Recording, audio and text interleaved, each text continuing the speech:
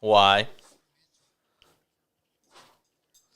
Yeah, I know that, but you're still having issues?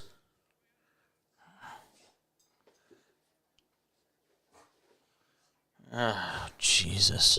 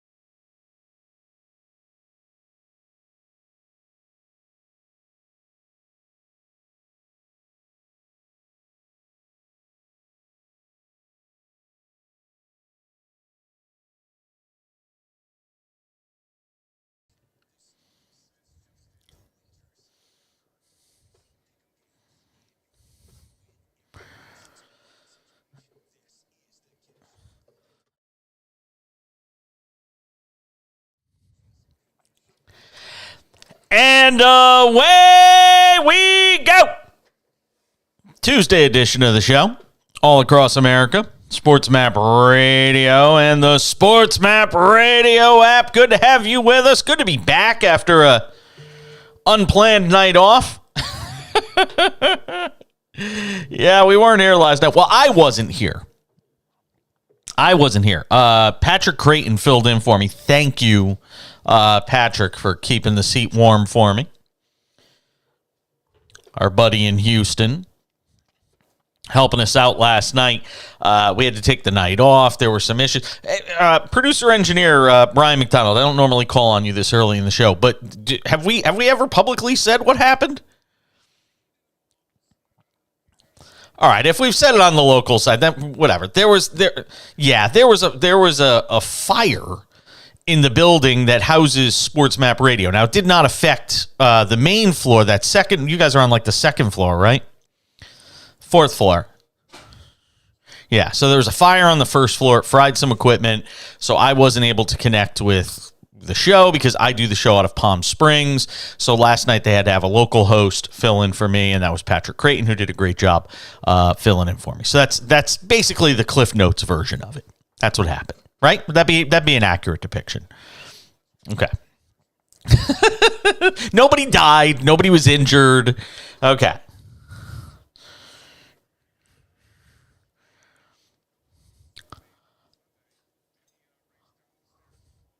Really?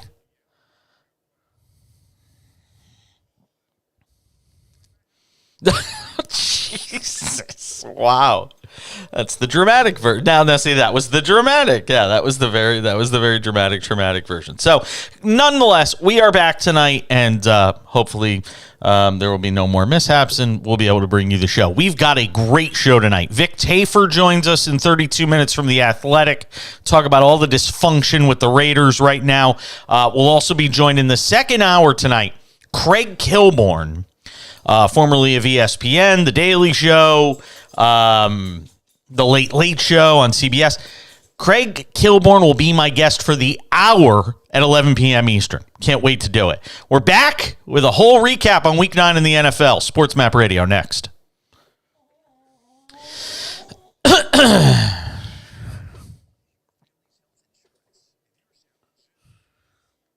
Really?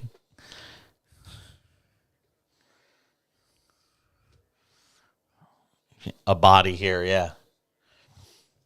How did he know about the fire? Oh. Wow.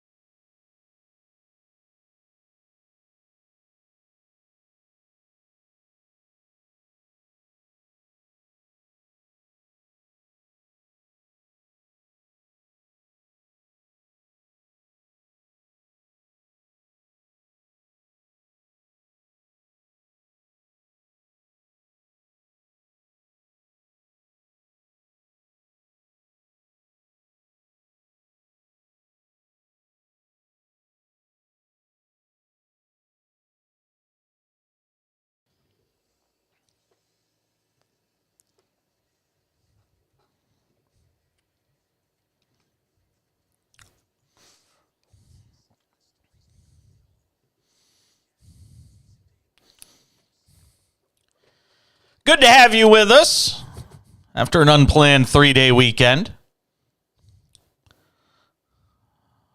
I may have to go back into bowling retirement. I decided to bowl last night. Didn't go well. My body's just falling apart. My knees are a mess. Well, I said I wasn't going to do any competitive tournaments. And no, but I decided, because I had a rare Monday night off, I said I'm going to go bowling. And my knees were shot by the end of the night. I got to go see a doctor. My knees are a mess. Yeah, I'm not taking good care of myself physically. It's just, it is what it is. Husband was yelling at me last night. You're not taking good care of yourself. You're not adulting enough. Blah, blah, blah. Oh, yeah. I was like, this is great. This is what I need to hear. Yeah. But while I was bowling, I was watching Monday Night Football, which was on the TV at the bowling establishment I was at. And I'm not going to lie, I took kind of great delight in watching Taylor Heineke and the Commanders beat the Philadelphia Eagles, because we've been saying it all along on this show, and as usual, we're ahead of the curve when, the talking heads on TV are talking about, oh my God, it could be an undefeated season, when they're not even halfway there. We told you this wasn't that good of a team. They were never inevitable. I never, ever believed there was a possibility they would be a team that would go undefeated. I'm not surprised they lost to the Commanders, even though I wouldn't have picked the Commanders. And at the end of the day, this is probably a good thing for Philadelphia to get this loss, because now it does take the undefeated aspect of the season sort of off the table and out of the equation. Now they can just get back to trying to get back to the matter at hand, which is hold off the New York Giants, who would have thought would be saying that after Week 10 of the NFL season, for the NFC East title. And I know that a lot of people still aren't taking the Giants seriously. And frankly, with what the front half of their schedule has been, if I'm going to be fair, and that's what we believe in doing on this show, if I'm going to be fair about, team schedules, and I've obviously got to do a big mea culpa on Minnesota, which I'll do coming up in a couple of minutes. And I'll have to do next hour on the Vikings when we're joined by Craig Kilborn, who is the one of the biggest Viking fans around. That's his part of the country that he's from. He lives in L.A. now, but he's originally from that area, so he's a huge Minnesota sports fan. And, if I'm going to do a mea culpa on anything, it's going to be the fact that I now am a believer in the Vikings, that they are now part of that top tier in the league. But one of the gripes I had with the Vikings was the schedule. Now, their only tough game on the schedule was Philadelphia, and they got blitzed 24-7. So if I'm going to do that with them, and as surprising as the Giants have been at 7-2, you have to still have the same conversation about the Giants, who have beaten the Titans in Week 1 without Derrick Henry, the Panthers in Week 2, they lost to the Cowboys in Week 3, they beat the Bears, they beat the Packers. Again, none of these are great teams. If you want to point to one win, it's the Ravens, but the Ravens led in that fourth quarter and kind of fell apart, as they tend to do. Then they beat the Jaguars. They lost to Seattle on the road and were very sloppy in that game. And then they beat the Texans. So if I'm going to go crazy about the Vikings schedule, look, at the end of the day, so many teams are just flat out mediocre in this league right now that I don't know if anybody has had a truly brutal schedule. That's going to change in the second half, because after the Giants play the Lions this week and have a very good chance to go to 8-2 on the season, with that game being at MetLife Stadium in New Jersey, then the Giants are faced with the following: the Cowboys on the road, the Commanders, who you just watched beat the Eagles and have a very formidable defense, the Eagles at MetLife Stadium. They get the Commanders. They have 4 divisional games in a row. On the road at the Cowboys, then home for the Commanders, home for the Eagles, then at the Commanders. So they get the Commanders twice in 3 weeks. And then at the Vikings. That is a difficult 5-game stretch to maneuver through after they get the Lions this week. So as much as I want to say, well, the Giants are a shoo-in for the playoffs, and I did say that last week, they are a shoo-in for the playoffs. I mean, if the absolute worst came to fruition and they lost all 5 of those games, and I know people will say, I mean, that's crazy. That's not going to happen. But, crazier things have happened. I mean, they could legitimately be 8-9 going into the last week of the season against the Eagles. I'm sorry, 8-9, not 8-9. My math is off a little bit, but you get my point. 8-7. They could be 8-7 going into the final 2 weeks of the season, where they would then play the Colts and Eagles, potentially, have to win out just to get a wild card spot. I don't think that's going to happen. But if we're going to be honest about schedules, the Giants' schedule so far has been really easy, and justifiably so. They've sucked over the last several years. So you get the last place schedule because you're one of those teams. But the Vikings is where I have to do the ultimate mea culpa. I sat at dim sum on Sunday. True story. I sat at dim sum on Sunday as they were bringing dish after dish after dish with me and my husband and 2 of our friends. We were sitting at the table, and they just kept bringing plate after plate. You ever have dim sum? Brian, have you ever had dim sum? What's that old dim sum you all talking about? Yeah. Yep. I know. Yeah, here we go. God. How could you be a man approaching 40 and not know what dim sum is? I feel, can I just say this? Can I go on a rant here for about 30 seconds? You can put me on the clock.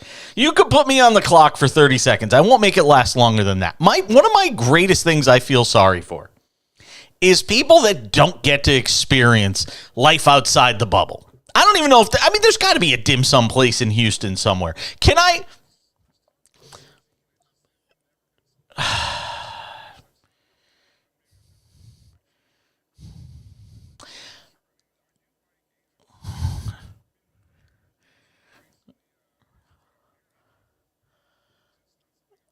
I'm absolutely flabbergasted. I'm absolutely flabbergasted that a man, you're around 40.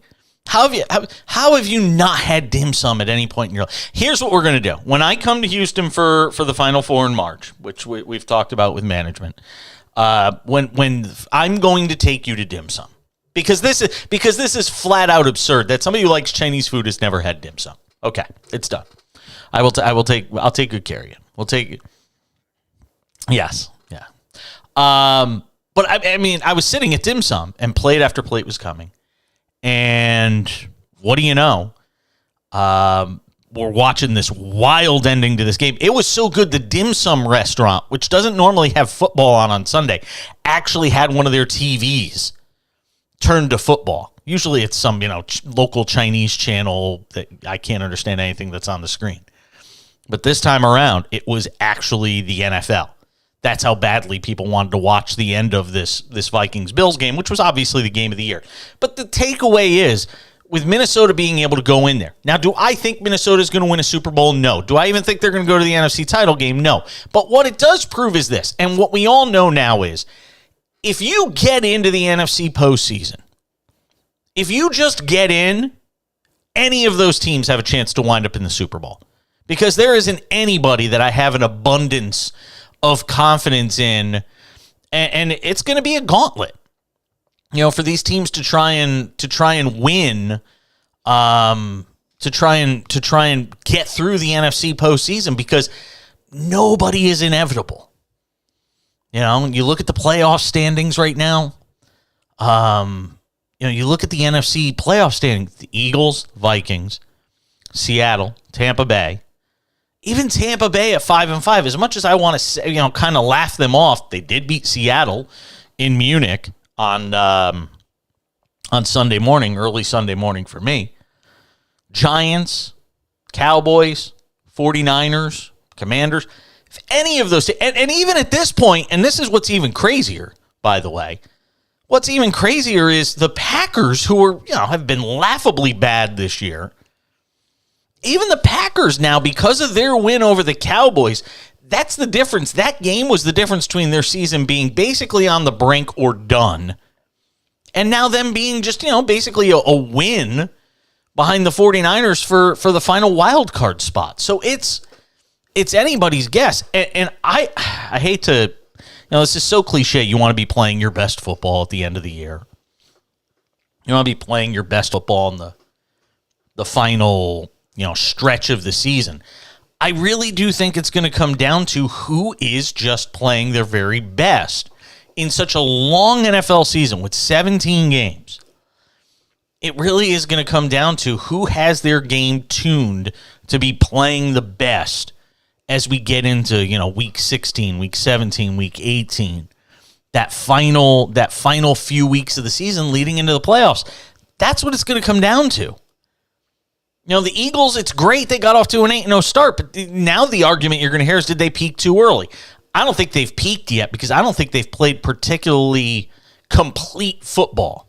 They play well one half, they don't play well another. Their offense plays well for a half, then their defense plays well for a second half. I want to see the Eagles play complete games, and I'm still not seeing that. The Vikings' defense is an issue. We'll get into that with Craig Kilborn next hour. The Seahawks made a couple of mistakes in that Buccaneers game, but still, I thought acquitted themselves well. I told you that was a trap game, by the way. What did I say, Brian, last Friday? I said the line just doesn't make sense. The line on Tampa Bay being a 2.5-point favorite on Seattle just never made sense to me. And then we found out why the odds makers had them at 2.5-point favorite. They were right. There you go. Yes. The Giants, like I said, still a big question mark. And then you get the Dallas Cowboys going into Green Bay and losing, and Mike McCarthy making all sorts of questionable decisions late in the game, and here we are. That's just the NFC, by the way, I talked about. That's just the NFC.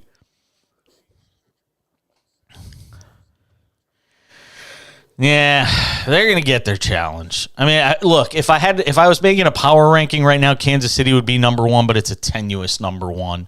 And Miami would be, near the top of the list as well because they're undefeated when Tua Tagovailoa plays. And that's hard to dispute, the way that team is played. And the problem for Buffalo right now is they're 0-2 in the division. And again, they still got plenty of division games left, but that's an issue too. Oh, by the way, did I tell you guys there's a phone number if you want to call in, 1-800-224-2004. I always forget to mention the number.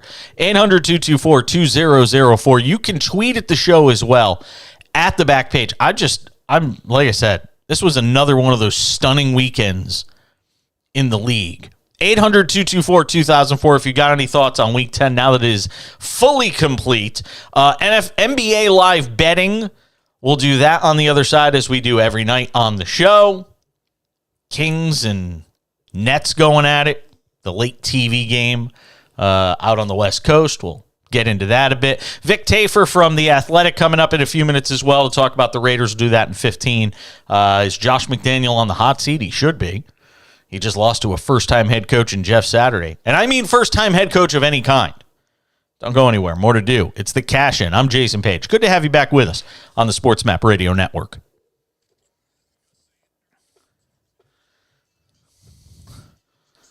So Kilborn said no and all that, but we've kept in touch by text. I text him here and there. And then when Minnesota won on Sunday, I just said, hey, saw the Vikings won, was thinking of you. And we started texting back and forth, and I kind of half-jokingly said, you should come on the show this week. And he's like, well, let me see what day. And I was like, oh. So he's like, I could do it Tuesday or Wednesday. And then this morning he texted me at 10 o'clock and said, hey, let's do an interview at 11 o'clock. And I thought we were just doing one segment. And I was like, oh, what's your window? And he goes, oh, let's talk for 45 minutes. And I was like, what? Yeah, exactly. So I was like, can you give me till 11:45 just so I have some time? And he was like, yeah. So we did it at 10:45, but we did video and audio. So he set up his video. He set up his. He's got the same mic I have, so the audio is great. And I actually wound up with too much material. So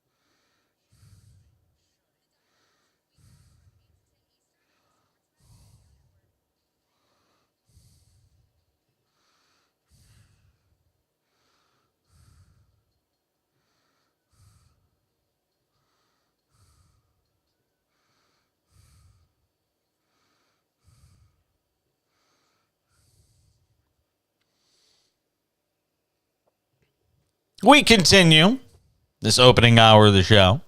Coming up in 10, Vic Tafer from The Athletic on the Raiders. What a mess. What an absolute mess the Raiders are. It's funny you mentioned that. I was actually going to bring that up here. I thought it was, I love the passion and I love the energy. I thought the one thing that stuck out to me, and I was talking about this with a Raiders fan last night, the one thing that stuck out to me was Carr sort of referencing the idea that while he cares this much about the struggles this team is going through and sort of the effort being put in by some guys, he almost seemed to intimate to me that, it sounded like he was intimating that not everybody in that locker room is as invested as him and maybe some of the other guys are.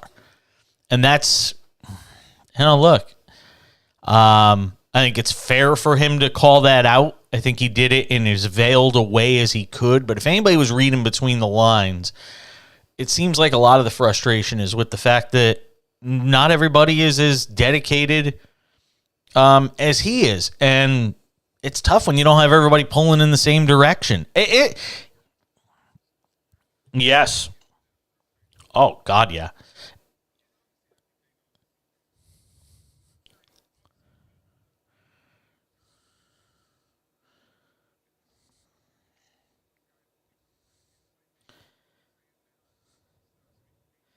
But here's the thing. I mean, it's pretty much the end for him. If they're tanking, and there is some thought that the Raiders are doing just that, that if they're tanking now, they're tanking to get one of these quarterbacks, and it means Carr's days are numbered there. Or they're tanking to maybe, take that draft pick and trade it for something else if they decide they want to go after a Tom Brady if he winds up being available next year. There's a lot of different scenarios that can play out here for the Raiders. The one I'm most curious about, though, is what are they doing with Josh McDaniel? I know a lot. Look, the Raiders had to go through a midseason coaching change last year, and I'm sure that is some of the calculus in what Mark Davis is looking at here as to whether or not they blow out Josh McDaniels now or they blow out Josh McDaniel when the season is done. Either way, I think the writing is on the wall that Josh McDaniel won't be there. You cannot lose as many close games as the Las Vegas Raiders have lost and the head coach not wind up being held accountable, because you can't fire players. We say it all the time. You can only fire coaches.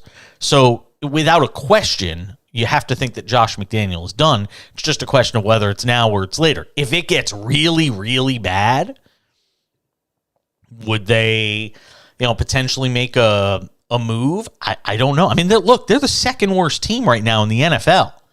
So they're staring down the barrel of a draft pick, in the top few, as far as what they're looking down the barrel of right now. And I just don't know how you even play out the rest of this season, because to me, the best route is to tank at this point. You're in position to get one of these really high-valued quarterbacks. And if you're going to blow it up, yeah, they're right now they're the second pick. They're the second pick. And and if you look at the rest of the schedule for them, at the Broncos this week, that's a toss-up game. Then at the Seahawks, that's going to be a tough game. Then they got the Chargers. Will they be? The question is, how many of these games will they be favored in? That's what a lot of people will say, right? They're not going to be favored this week. They're not going to be favored next week against the Seahawks. The Chargers game, coin flip. The Rams on the road, they're not going to be favored in that game. Home against the Patriots, coin flip. At the Steelers, they might be favored, although probably not. Yeah, and then home for the Niners, home for the Chiefs. So look, you're not making any sort of significant run. The best thing you can do for your organization, I am not pro tanking in any way, shape, or form. But if you're gonna suck, then suck. Don't play middle of the road. The Jets have done this for years. They've played themselves out of the top pick so many times over the years. And it's mind-boggling. If you're going to be horrendous and you're going to do that to your fan base, then at least make it worth your while. Because if you go and get a Bryce Young or Will Levis or any of these guys, you go and get one of these guys and you tell them you could have Devontae Adams basically sitting there, as one of your top receivers. That's not a bad situation to walk into for a rookie quarterback. A lot of times when rookie quarterbacks come into the league and you get a top pick that starts early in the season, the reason they're starting is because the team is really bad in terms of talent. The Raiders aren't a bad team in terms of talent. And I don't even necessarily know that the problem is Derek Carr. But ultimately, if you're in a position to go and get one of these quarterbacks, I think you owe it to your organization at this point to go do it. You've had enough time at this point to find out if you can win with Derek Carr.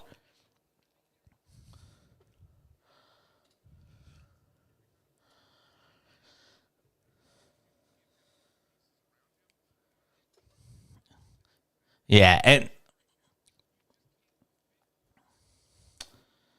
no. And the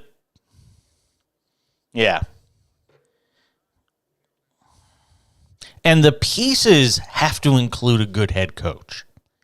That's part of the problem. And that's a big part of the problem here is Josh McDaniel is not an NFL head coach. He might be. Some guys are meant to be the host of the show and some guys are meant to be the co-host sidekick.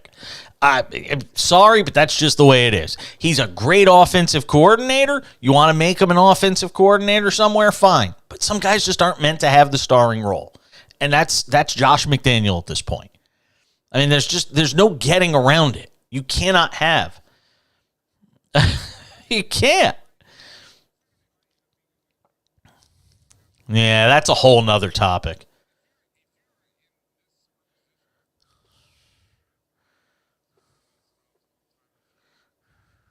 Yeah. No, and the offensive coordinator's 14 years old and was like playing Madden yesterday, and now he's the offensive coordinator. I mean, it's the same thing.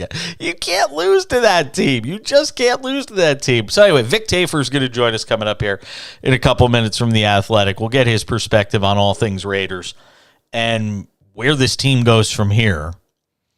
I didn't get to do the NBA live betting. I'll have to get some in before the end of the hour. We didn't do an NBA live betting pick. Knicks are trailing the Jazz in Utah 70-69. Utah 10-5 on the year coming into that game. Vic Tafer from The Athletic on the Raiders and more. Coming up next on The Cash In. I'm Jason Page at SportsMap Radio.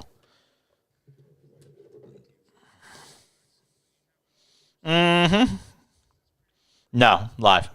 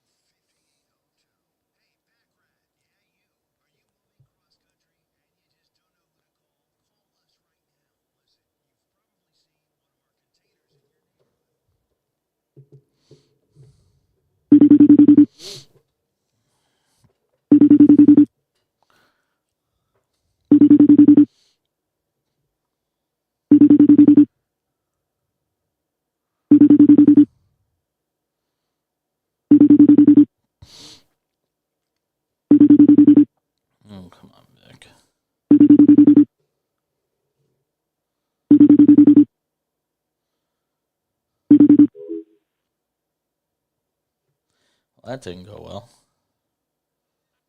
Hello. You reached 415-260. Yeah, that's not good either.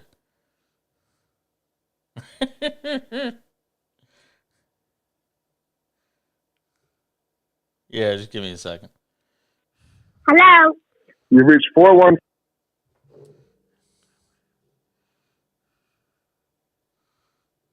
Yep, hold on.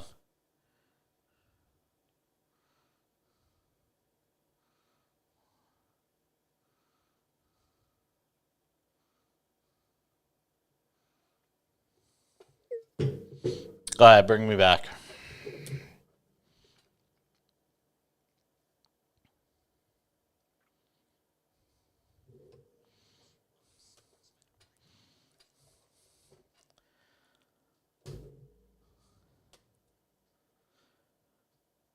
We roll along on this Tuesday edition of the show, scheduled to be joined by Vic Tafer of The Athletic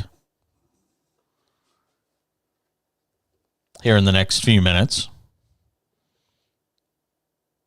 He has a great voicemail message. He was slated to join us.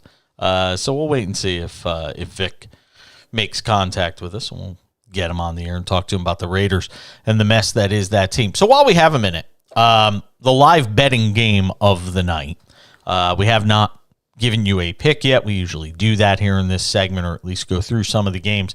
Kings playing the Nets right now. Still no Kyrie for Brooklyn. They trail 38-37 in Sacramento. And what you're starting to see in the NBA right now is some of the better teams are starting to actually play up to their skis a little bit. And some of the teams that you thought might struggle are starting to struggle a little bit. So we're getting to that point. We're getting to that point in the schedule where, I always say teams don't know they suck early on, and they'll play above the level that they're supposed to, because veteran teams coming in that are thinking about making runs in March and April and May and playing into June, hopefully when the NBA finals get started in early June. Those teams, they're operating differently. They're operating over the long haul. It's the marathon for them, not the sprint. And these teams that are supposed to be bad are like, we're going to come out and prove ourselves real early in the season.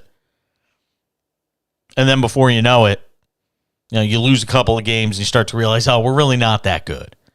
That's kind of what happens a lot of times, early on in the season. You always get these surprise teams, and we always ask, is it sustainable? The Jazz might be. I mean, they're 10-5. And they've been easily the biggest surprise of the season. And I know they got some veteran guys there, but there isn't anybody who thought they'd be 10-5 through 15 games. They'd win 66% of their first 15 games. And that's a healthy sample. That's not, 5 games. That's not 10 games. That's 15 games. That's, nearly 1/5 of the season. So anyway, the Knicks trail the Jazz right now 80-76. With 2:57 to go in the third quarter in that game. The total is 226.5. The Knicks on the money line are plus 215, and the Knicks are plus 4.5 in that game. So I'm keeping tabs on it. We'll see what happens if anything in there sort of jumps out at us. And again, we'll try and see if we can get Vic Tafer on the line. I'd made contact with him earlier in the day. He was slated to come on and join us. So we'll see if we can make contact with him and get him on the show. If not, we'll try and see if we can work it out for another day. I have to tell you, I am looking forward to the next hour of the show. For those of you that may not know, Craig Kilborn will be joining us for the hour, formerly of ESPN, and then he hosted The Daily Show, and then he hosted The Late Late Show.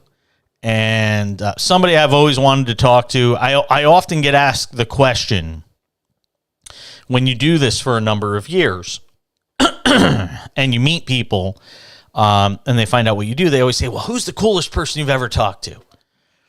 And they're always surprised when I tell them it's somebody like, Macho Man Randy Savage or Rowdy Roddy Piper or Ric Flair, somebody like that. And they're always like, really?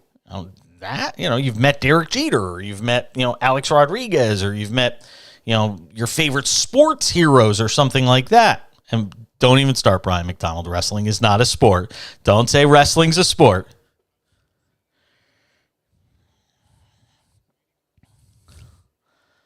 Yeah, and no, but I mean, to me, it is cool. But the reason it's cool is the people that I've always gotten a kick out of talking to were the people I idolized as a teenager. Those were always the people that I got a kick out of talking to.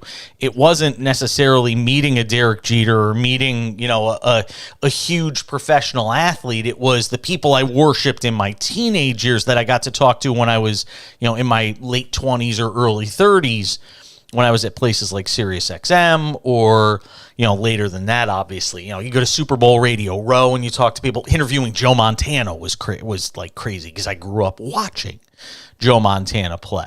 So during those formative years, those people that you grew up watching, those are the people you get like, oh my God, you get starstruck talking to. And as silly as it sounds, a guy like Craig Kilborn, who, the glory days of SportsCenter, Craig Kilborn was a part of that. He was a part of that family with the Dan Patricks and Keith Olbermanns of the world and Charlie Steiner, all those people. And so to sit down with him for an hour and just to be able to have a conversation, I don't even call it interview because it's really not. It's two guys talking and you get to kind of peek in on the conversation. And I don't normally do something where, and we might make this a more regular part of the show, where maybe once a week we get somebody that I really want to talk to and that I think you'll be interested in hearing me talk to, and we put them on for the hour. We might do more of this. I'm using this show as an incubator. Brutal honesty. I'm using it to try out different things, find things that resonate with an audience, find things that you find interesting, and you guys tell me if you like it or if it sucks. And if it sucks, it's not something you like, then I won't do it again. And if it's something you really do like, it's something I'll do more of. Because as much as I want to do things that I enjoy, it has to be something that's palatable for the audience. Otherwise, you're not going to listen, and there's no point in me doing a show if you're not listening or you're not watching. So Craig Kilborn in the next hour for pretty much the duration of the hour. And that'll be fun. I'm looking forward to letting you guys hear that. I got a chance to talk to him just earlier today, and we talked a lot about sports. We also talked a lot about broadcasting and the media and all of that different stuff. So you'll get to hear that coming up a little bit later on. 1-800-224-2004, 800-224-2004. You can tweet at the show as well at the back page. I guess Vic Tafer is off somewhere else doing something else. So he could be. There could be breaking Raiders news. Could be something going on. I'm looking to see if anything happened that I missed. And just to go back to the NFL for a second, there's so much of this going on around the league. And you were talking about, quarterbacks that don't cost a lot of money. Taylor Heineke doesn't cost a lot of money. Backup quarterback, sort of journeyman, went to Old Dominion, sort of scuffled his way to get into the league and get a job. And now, yep, he absolutely has. And, it's so much of the quarterback position. I keep hearkening back to this. And I'm not saying you can win a Super Bowl with these guys, but just don't give the football away. Protect the pigskin at all costs. The Giants, if anybody looks at, QB ratings and big glamour stats in the NFL for quarterbacks, if you looked at Daniel Jones' numbers for the Giants, you wouldn't go and get all gaga about what Daniel Jones has done this season for the Giants. But you know what I can tell you he's done? He hasn't committed a turnover in 6 games. The last 6 games, no turnovers for Daniel Jones. That's how you win. I mean, it's not overly complicated. Now, he's thrown for 8 touchdowns this year. The Giants have played 9 games. Daniel Jones has thrown for 8 touchdowns and about 1,600 yards. Not setting the world on fire. Completion percentage, he completes 2/3 of his passes. And he does run it well, which I think we all know by now. He's a guy that can run the football well. But at the end of the day, all you need is a quarterback that doesn't give the football away and, a relatively good defense. They're able to control the clock with the way they run the football. And all of a sudden, you're a team that's in a position like the Giants are right now to do something that nobody thought they could do before the season started. And Taylor Heineke's the same thing. He didn't tear up the town last night. He didn't throw any touchdowns.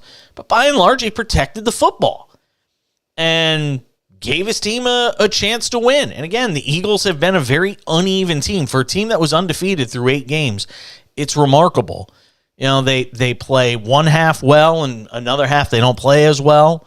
But the Giants have been a very interesting story here throughout the year. And you go and look around the league at teams that are winning, and by and large, you win that turnover battle, you're going to give yourself a chance to win. The Giants have done that week in and week out. And Brian Daboll, who we talked about last week when we did our midseason NFL awards, there's no doubt Brian Daboll has to be the coach of the year right now. Through 9 games, through 10 weeks of the season, if anybody other than Brian Daboll is the coach of the year, they should just stop giving out the award.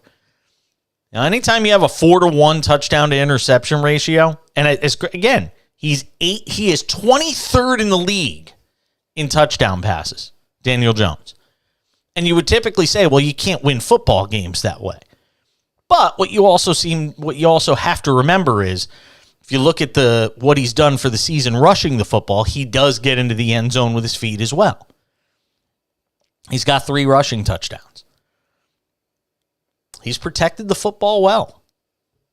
So we'll see. We'll see. And look, I think the Giants are in a very difficult position with Daniel Jones because they're going to have to make a decision after this season whether they're going to extend him and give him something longer term, or whether, this is sort of the ceiling for him, so to speak. He's had trouble staying healthy. This year he is finally healthy for an entire season pretty much, and you're seeing what you get out of him. Is this enough for you if you're the Giants organization or a Giants fan to say, yeah, we're going to keep Daniel Jones long term and pass up going after other quarterbacks? I don't know.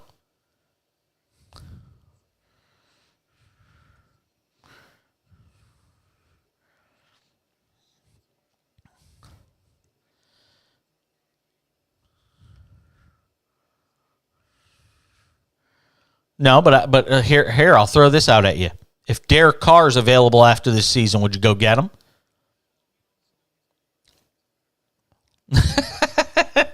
No, but he has to be washed up. He has to be washed up to go there. Although Matt Ryan, hey, you know what? Matt Ryan got a win this week. Give him credit. Well, that's when Frank Reich thought he still had a job there. Maybe it is. But, you look at, some of the other options that might be out there. Jimmy Garoppolo might be available. Would you take Jimmy Garoppolo over Daniel Jones? Really? You would not take Jimmy Garoppolo over? Wow, man. You really don't like Jimmy G, do you?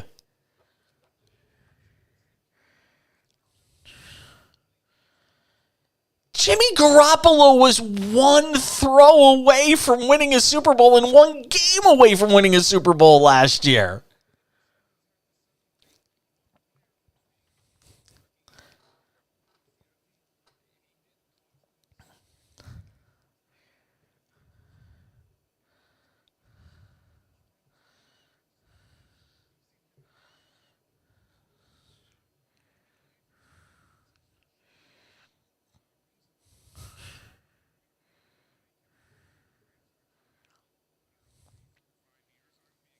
Hey, Google, how old is Jimmy Garoppolo? Hold on. 31 years old. He's 31 years old. So my other producer tells me he's 31 years old. So you're going to give him, you give him a 3-year deal? I don't know. Like I said, it's going to be an interesting decision the Giants have to make, but it's going to depend on what the landscape is at the quarterback position. We'll come back and wrap up this hour of the Cash In on SportsMap Radio next.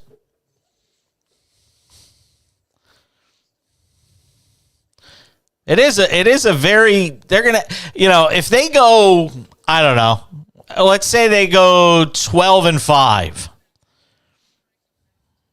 If the Giants go 12-5 or 11-6 and win a playoff game, I don't know what you do with them. I don't know what you do with them.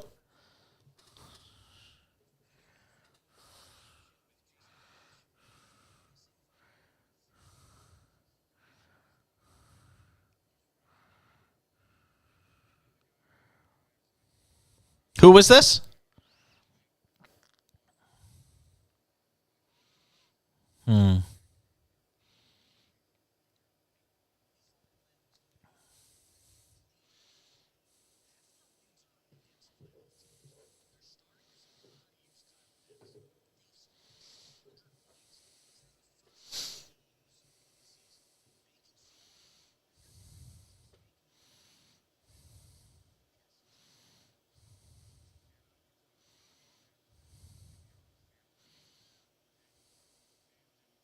Continuing on this Tuesday edition of the Pro.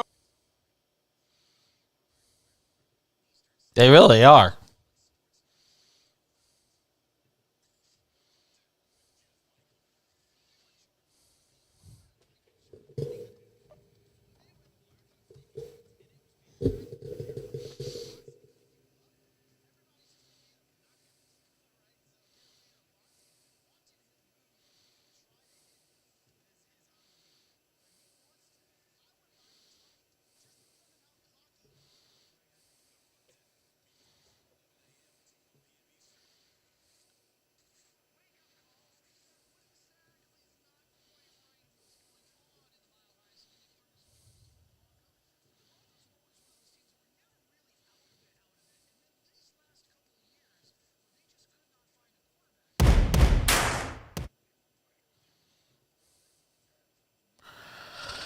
Do, do, do, do.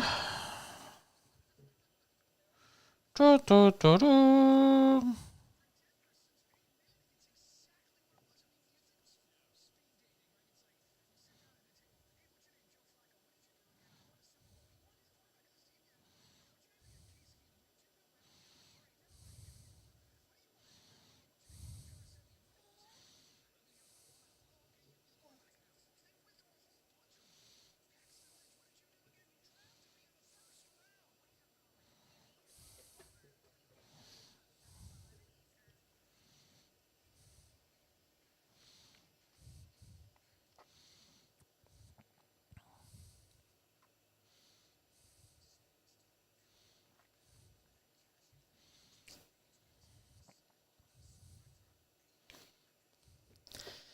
I have always dreamed of a stock market for sports, an app that would allow me to blend two of my greatest passions into one.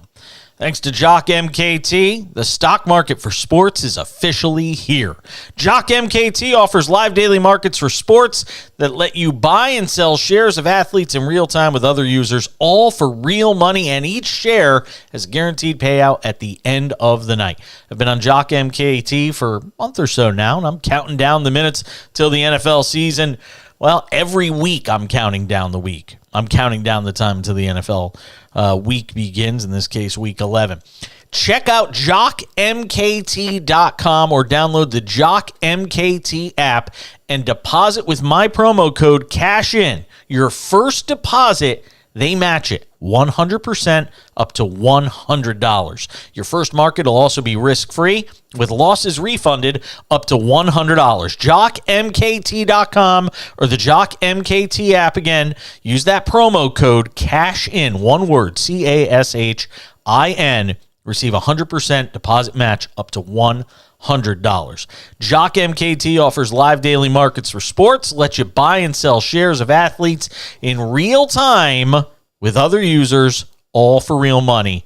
Bid on shares before the games in the IPO phase. Trade shares live while the games are happening. All shares with a guaranteed payout at the end of the night. They're currently live in 36 states with more to come. Go check them out. JockMKT.com or the Jock MKT app. It's that stock market for sports you've always dreamed of. Go check it out. Jock MKT. That wraps up this hour of the show. We're back with another hour of the cash-in right around the corner. How about the Knicks? Lead the Jazz 94-89. Mavericks, our friends in Dallas, loving it. leading the Clippers 103-100. Another hour of the cash-in right around the corner. Craig Kilborn joins us next hour on SportsMap Radio. Stay with us.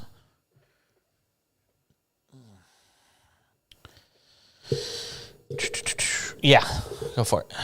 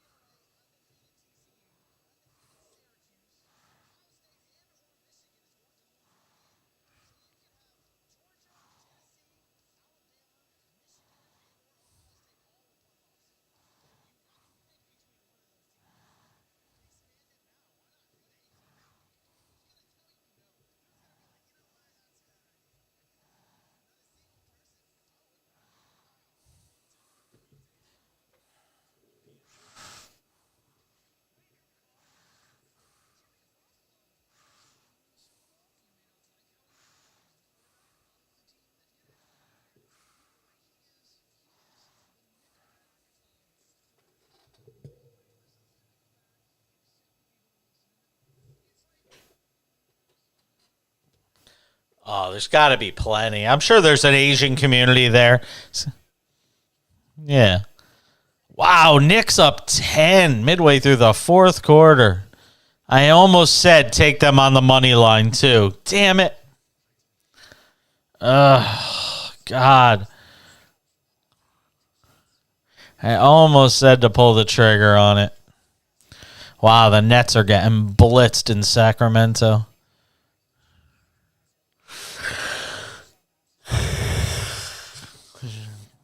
So this segment is just me, and then we'll get to the interview. And it's just me, and then we'll continuing get to the on this interview Tuesday and, edition get to of the interview program. and, As I teased throughout the show in this hour, being joined by the great Craig Kilborn, who does a terrific job, has a podcast, the Life Gorgeous podcast, formerly of ESPN, The Daily Show, The Late Late Show. On CBS, and he is Vikings fan number one, who as soon as I saw the Vikings get a win on Sunday, the first person I was eating dim sum out in Roland Heights, not too far from you, And as soon as I saw the Vikings won, you were the first person that I thought of. How does that make you feel? I was flattered. As I like to tell my friends, my phone blew up. It was such a ridiculously exciting, bizarre seesaw game. And there is some luck involved in some of these games, Jason. Yeah, of course there is. But I mean, what I'm curious is what your expectations were going into the game. I thought the Vikings were going to get waxed. I thought they were going to get exposed. I will be the first to admit, don't hang up on me. I did not buy into this team. They had two losses, one loss, and it was basically the only good team they played. They beat 3 backup quarterbacks. I just wasn't sold. And the whole non-primetime Kirk Cousins thing, I just was not sold that they were going to be able to go into Buffalo and win this game. So I was as shocked as anybody. What were your expectations versus what you saw? Continuing on this Tuesday edition of the program, and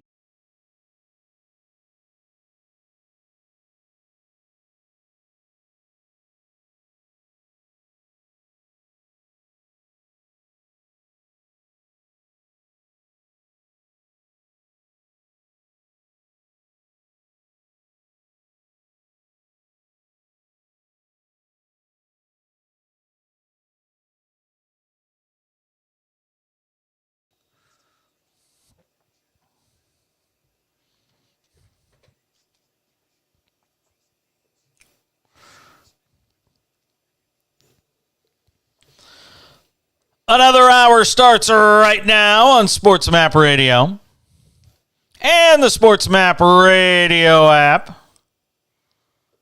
Good to have you along. The telephone number, 1-800-224-2004. We won't be taking any calls this hour, but 800-224-2004. You can tweet at the show if you feel so inclined at the back page. Again, on Twitter, at the back page. Boom, boom, boom, boom, boom, boom. Thanks to Patrick Creighton for filling in last night. Dallas leads the Clippers 103-101. As a matter of fact, that game's gone final. Dallas beats the Clippers 103-101. I'm sure. I don't even have to look. Brooklyn getting waxed by the Kings right now, 73-54. Knicks get a win. Is that game final? The Knicks? Oh, no. Knicks lead the Jazz about 5 minutes to go in the fourth, 103-93. Knicks were down in that game late in the third quarter, and I thought about saying take the Knicks on the money line, and I didn't pull the trigger on it. So he who hesitates is lost. We're going to be joined this hour. I am thrilled for this. We're going to be joined this entire hour by Craig Kilborn. You remember him from his days at ESPN, where he was on SportsCenter, part of the glory days of SportsCenter. Then, of course, as the host of The Daily Show, and then as the host of The Late Late Show on CBS. Now he has a podcast that he does. We'll talk to him about that. And just the idea of being as big as he was and just disappearing and then sort of resurfacing all these years later. And he gives some explanations as to why all that took place. But we talked a bit about his career and about a bunch of sports things he's passionate about. He's a huge Vikings fan. So you'll be really happy. I think you're going to enjoy the conversation he and I had. And you'll hear that this hour here on The Cash In. So stick around for Craig Kilborn. My conversation with the former ESPN Daily Show and CS Late Late Show host. That comes your way next on The Cash In. Glad to have you with us on this Tuesday on SportsMap Radio.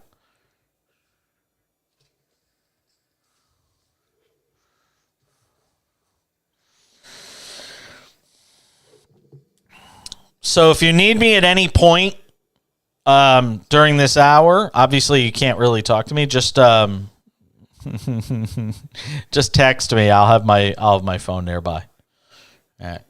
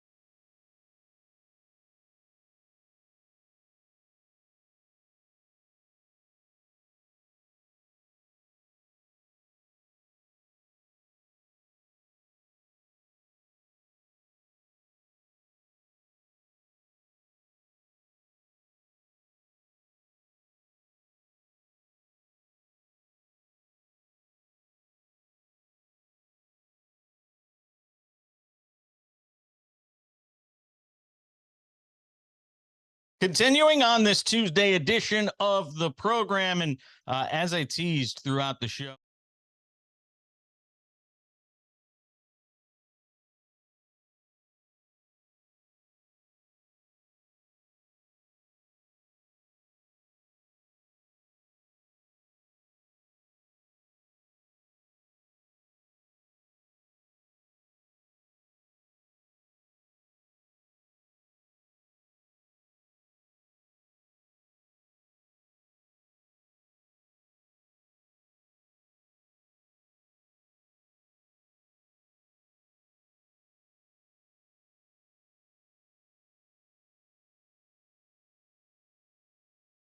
continuing on this Tuesday edition of the program, and as I teased throughout the show in this hour, being joined by the great Craig Kilborn, who does a terrific job, has a podcast, the Life Gorgeous podcast, formerly of ESPN, The Daily Show, The Late Late Show on CBS. And he is Vikings fan number one, who as soon as I saw the Vikings get a win on Sunday, the first person I was eating dim sum out in Roland Heights, not too far from you.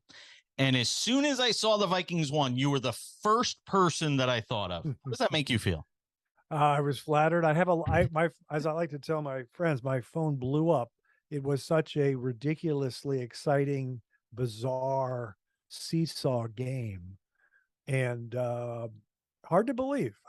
There is some luck involved in some of these games, Jason. Yeah, of course there is. But I mean, what I'm curious is what your expectations were going into the game. I thought the Vikings were going to get waxed. I thought they were going to get exposed. I will be the first to admit, don't hang up on me, I did not buy into this team. They had two losses, one loss, and it was basically the only good team they played. They beat three backup quarterbacks. I just wasn't sold. And you know, the whole non-primetime Kirk Cousins thing, I just was not sold that they were going to be able to go into Buffalo and win this game. So I was as shocked as anybody. What were your expectations versus what you saw? So you did not offend me at all. I'm very realistic about this team. Let me offer up some gems. First of all, I started following the team. I'm a little older than you. I started following the team right before Chuck Foreman's rookie year, which was 1972. Chuck Foreman was my favorite player. Growing up, then I liked Anthony Carter. Now I like Harrison, the hitman, Harrison Smith, and Eric Kendricks. I love Dalvin Cook. So this team has talent. Jefferson's one of the top receivers, top three receivers, top two, whatever you want to say. Dalvin is top three running back. We just got TJ Hawkinson tight end. Zadarius Smith we got from the Packers. He's playing well. Harrison Smith, Eric Kendricks, Patrick Peterson. We have talent. What frustrates me about this team, first of all, is the third straight year we've had a subpar defense. I was a Zimmer fan. There's a whole story on Zim. He's not the same positive energy as Kevin O'Connell, but the last 2 years, the Vikings had a bad defense and Zim got fired, and we still have a weird defense. Now, here was a stat from a few weeks ago. First three quarters, they're down in the 20s ranked on defense. Fourth quarter, they're ranked high in the top 10 in defense. The Eagles waxed the Vikings. The Eagles did not score in the second half. I hold space, or I stay positive where the defense can improve. It's a new scheme. It's a shell defense. We're going to leave the middle open. We're not going to give up the big play. So I'm hoping we improve defensively, and I think we kind of do. The big problem with the Vikings, am I giving you too much information? No. I know this stuff. I follow this team. It's your hour. Okay, so the problem with the Vikings the last few years, the offensive line sucketh. It was a problem. Kirk Cousins is not the most mobile quarterback, although he's better now. He's somehow, I don't know if he's more relaxed or comfortable with Kevin O'Connell, but he's moving a little better in the pocket. He's scrambling a little bit. He says, admittedly, he only weighs 200 pounds. He's slight of frame. but can make every pass there is. But normally he kind of crumbles in the pocket, sometimes even gets a strip sack, etc. We have talent. We're all waiting for the Vikings to put it all together. We almost lost at home to Detroit. We've been down. So our record is impressive, but it doesn't mean, I'm realistic. And then let me tell you how realistic I am. And I texted you this the other day. Yes, you did. I say the Eagles are the best. I saw them lose last night. The Eagles are the best. I have a lot of respect for the 49ers because I like their defense. I like their head coach. And then we're going to find out this Sunday, Dallas is coming to town. They're going to play the Vikes. So those three teams might be better than the Vikings. But I always look at it as, not a great year with a lot of teams. Maybe anybody can beat anybody on a given day. You said that you thought the Vikings might get waxed. Well, they almost did. I mean, Buffalo was down there twice in the red zone, and Josh Allen threw picks.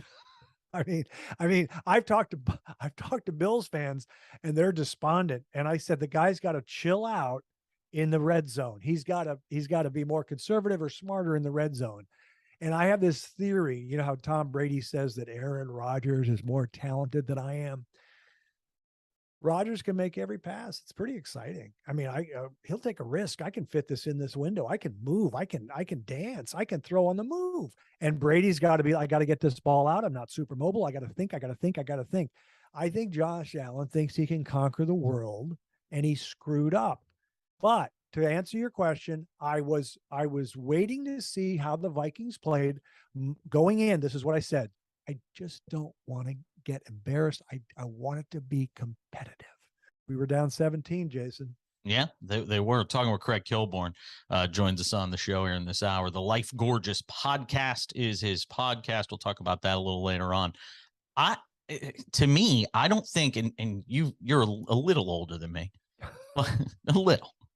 But I can't ever remember a year, and I know people probably say this stuff all the time, and it sounds hyperbolic. I can't remember a time where it's been so wide open. Yeah. I mean, I was of the belief that it was the Bills, Kansas City, and everybody else, and whoever came out of the NFC would lose to the Bills or Chiefs in the Super Bowl. I don't feel that way anymore. Maybe KC still, but I don't feel that way anymore. I think if Dallas or San Francisco gets there with they have Super Bowl caliber defenses, I think they're capable of doing something special there. And now I guess I have to put the Vikings in that category. I had the Giants to win 5.5 games this year. They've already won 7. I can't remember a year where, and the parody word always gets used, and some will say mediocrity. I don't know how to describe it. But right. To me, it just seems more wide open than any year I could remember. There is no one team that's inevitable. Yeah, I don't. There's usually a dominant team or two. You're right, and I don't remember certain years. Like I'm going to ask you. I don't know. I'm an NBA fanatic, but I love the NFL. The year that, or I guess they won twice. The year that Eli Manning and the Giants won. So where were they? They just got hot at the right time, correct? Yeah, they did. So that's kind of, to be honest, I didn't know the Packers would struggle this much. Now it looks like obviously the Vikes are going to win the division. So the goal is, to get the NFC Championship game. I don't know if we will. It will not surprise me. I know that we're capable of losing to people, and we're also capable of beating some people. Every game has been close. So there's been frustration in Minneapolis, St. Paul with we don't win convincingly. And so I take I'm pretty realistic about what's that? It's just so greedy to me from well, you're 8-1 for crying out loud. Here's what I will say about the Vikings. I'm going to say, I kind of said it. I'm going to say it now. I'm going to ask you. Yes, I don't know how good a team we are. Let's just say we're a good team. Are the Eagles a great team? I don't know. I don't know who the great team is in the NFC, but I think we're a good team. But this is what I think. We've got some talent. I mean, what do you think as a non-Viking fan of Dalvin Cook and Justin Jefferson? What do you think of those two guys? They were talking about Justin Jefferson before the year started. It might have been Mike Florio or Chris Sims, one of these talking heads. who was saying they thought he could actually be an MVP candidate this year. Yeah. That's how special He of a receiver is. Justin Jefferson is. So it goes without saying how talented he is, but like you said, it's the defense that obviously gives you cause for concern if you're a Vikings fan. But before the season started, I mean, who would have thought that halfway through the year you'd be looking at a situation where Green Bay was this bad? I know they got the win over Dallas. Dallas, figured out a way to screw up that game late. And Rodgers has been a mess, with that receiving core, and he's grumpy and he's miserable about the lack of talent that they've kind of put around him this year, and some of that's his own fault. But who would have thought? Now we're talking about Justin Fields is all of a sudden. I mean, a month ago, I was having a conversation on the show about the fact that Justin Fields, it was time for them to move on. If they weren't going to put talent around him, then they go out, get him some help. They go get a Chase Claypool, and all of a sudden they've set him loose. And Justin Fields is starting to look like, he could be the next Lamar Jackson. Yeah. In terms of that dual threat, because he actually is starting to throw the ball better. And the whole NFC North is so hard to figure out right now. Yeah, Justin Fields. My neighbor's a Bears fan, and he said that. He goes after the game. He goes, he's Lamar Jackson, because we're trying to figure out how good he is. And it was kind of funny. There was rumors about moving on from Kirk, but the old regime, when Rick Spielman was there, they tried to trade up to get Justin Fields, the Vikings. That was the story after the draft. But they kind of lowballed the Bears, or excuse me, they lowballed the team. I can't remember who the team was that had that draft pick. But and then the Bears got in there and they were aggressive. It's kind of amazing because we talk about this. I'm on a show in Minneapolis, Dan Barrero's show on KFan, and the Bears, you have to be aggressive drafting quarterbacks. And the Bears did it with Mitch Trubisky and screwed up. They gave up a lot. They didn't take Patrick Mahomes. They moved up, and then they screwed up, and now they did it again. They attempted again with Justin Fields, and I don't think they screwed up this time. But the Vikings have got to, at some point, because I'm going to ask you what you think of Kirk. I'm pretty realistic about him, but at some point they're going to move on from him. And you got to be aggressive in the draft and take a chance on some of these guys. I'm trying to think. We took Kellen Mond, which didn't work out. We took a guy named Christian Ponder. Oh yeah. But what do you think of Cousins as an NFL fan? Are you like a lot of guys where you're not a believer, or what are your Not thoughts? a believer. Not a believer. Yeah. I've seen too many primetime duds. Right. I've seen too many primetime duds, and once or twice you can say it's an anomaly, but when you have it as many times as he has, now it's a trend. Now it's something that's sort of ingrained. Now it's sort of built into the cake, baked into the cake with a guy like Kirk Cousins that, he's going to struggle in prime time in big spots. I've seen it too many times. We'll continue the conversation. Craig Kilborn, our guest in this hour of the Cash In on SportsMap Radio and the SportsMap Radio app.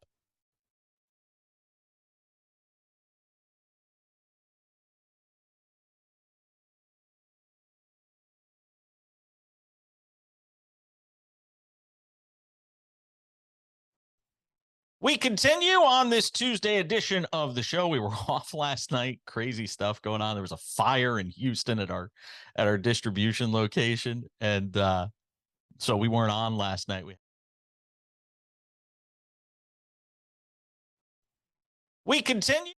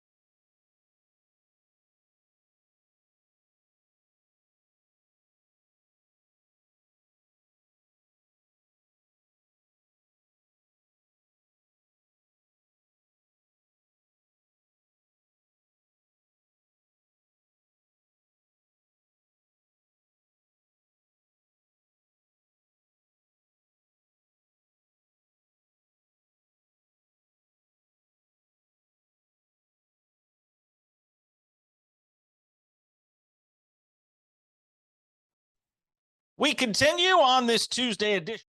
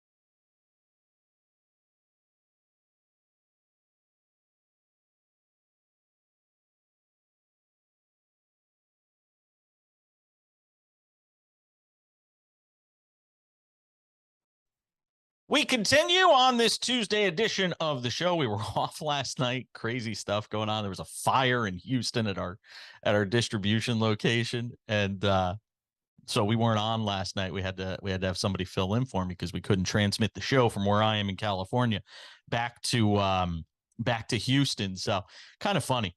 Craig Kilborn joining us on the program in this hour. Really happy to talk with him, formerly of ESPN, The Daily Show, The Late Late Show on CBS, now the host of the Life Gorgeous podcast, which I got to talk to him about coming up here in a few minutes.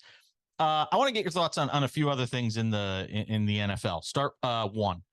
Two guys that are at the tail end of their careers and how they're conducting themselves in this moment is fascinating to watch because they're both going through similar issues, but the way they handle it is just fascinating to me to watch. One is Tom Brady. I thought after the divorce, when the news of the divorce came in, I said if he doesn't make the playoffs this year, I think he plays next year. And not only do I think he plays next year, I think he either winds up in Vegas or San Francisco.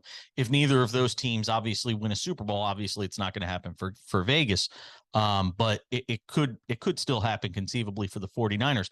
I could see him being there next year because I watch him play and I still think physically he has the tools to play the game now unencumbered by basically being, single dad Tom. I think he still plays next year if this team doesn't make the playoffs. Am I nuts? You're not nuts. It wouldn't bother me because I don't really care about people going out on top. I know how competitive Michael Jordan and Tom Brady are. I don't think it tarnished Michael Jordan playing for the Wizards. He actually played well. I marvel that Tom Brady at his age is playing as well as he is. And it's the last few years. I mean, a lot of quarterbacks, they drop off much earlier at an earlier age. And I saw some of the game over there, and it was in Germany, correct? And he just has a feel. I mean, it's an understatement, but I don't think he's dropped off. And so it doesn't bother me as a competitor. He wants to extract every season he can out of his talent. And if he has a really bad last season, it to me makes sense because I would rather just empty the tank as opposed to saying, if you would have gone to the Niners the next year, you might have won the Super Bowl. I mean, let's find out. So it doesn't bother me. Yeah, but the way and I guess this is the second part of the question. You watch the way he's handled the adversity this year, and then you watch the way Aaron Rodgers has handled the adversity. And it's, well, I've won back-to-back MVPs. I don't give a bleep what Steve Young says about the way I played against Detroit and threw 3 interceptions and looked craptastic. To me, it's the way the two are handling very similar situations where really for the first time in their careers, they've endured significant prolonged struggles with their teams. And Rodgers to me is so much more unprofessional in terms of the way he goes about dealing with it than Brady. And for years, I wasn't really a Brady guy because he was part of that Patriot system, and I'm a Northeast guy, and the Patriots just drove me nuts for years. But now watching him and how he's enduring this, I mean, this guy's going through a lot this year, and the way he's handled it versus the way Rodgers has handled it. So I haven't listened to all the interviews. I'm listening to what you're saying. Yeah. I can guess that Aaron Rodgers is more loquacious. He's going to do more analyzing. Oh, he's the smartest guy in the room. He's the smartest guy in the room, syndrome. Right. And Tom Brady, all he cares about is winning. So Aaron Rodgers has won 1 Super Bowl. I am surprised as the MVP back to back. He lost 2 playoff games at home. To me, it's like, come on, you got to win one of those games at home. So I think he has more explaining to do and wants to explain more. Tom Brady says Aaron Rodgers is more talented than me. I get it. But I think Tom Brady doesn't want to say too much. He just wants to win, and he doesn't overanalyze. And so, maybe it's Aaron Rodgers compensating for just the 1 win, and he's going to show how smart he is by answering all these questions and explaining and deflecting and rationalizing. But I do say, I will say, I know he irritates people, Aaron Rodgers, but when the way he moves and the way he throws on the move and flicks his wrist and he's mobile, I prefer watching him throw a football. I used to love watching Peyton Manning throw a football. I like watching Aaron Rodgers throw. I love his throwing motion. I just do. Josh Allen, I don't watch that much. When he runs, it's kind of ridiculous. No one can bring him down. Some of these Patrick Mahomes is very entertaining to watch. And then when Kirk launches it to JJ. Look at the gleam in your eye when you talk about Kirk is okay. Kirk is solid. I mean, he won a big game. He won a big playoff game down in New Orleans a few years ago when he threw the deep pass to Thielen, and then he threw it up to Kyle Rudolph for the game winner. He won that big playoff game. I think it's more about let me just tell you, they have a better offensive line now. He has improved. Last year, when we kept losing close games, it wasn't his fault. He kept putting us in positions to win. A kicker missed a field goal. Dalvin fumbled in an away game. The defense screwed up. So he's actually improving as a quarterback. He's more clutch. He didn't play, did you see that second interception he threw on Sunday where he turned to his left and threw it right? I guess he lost, he didn't know who that was.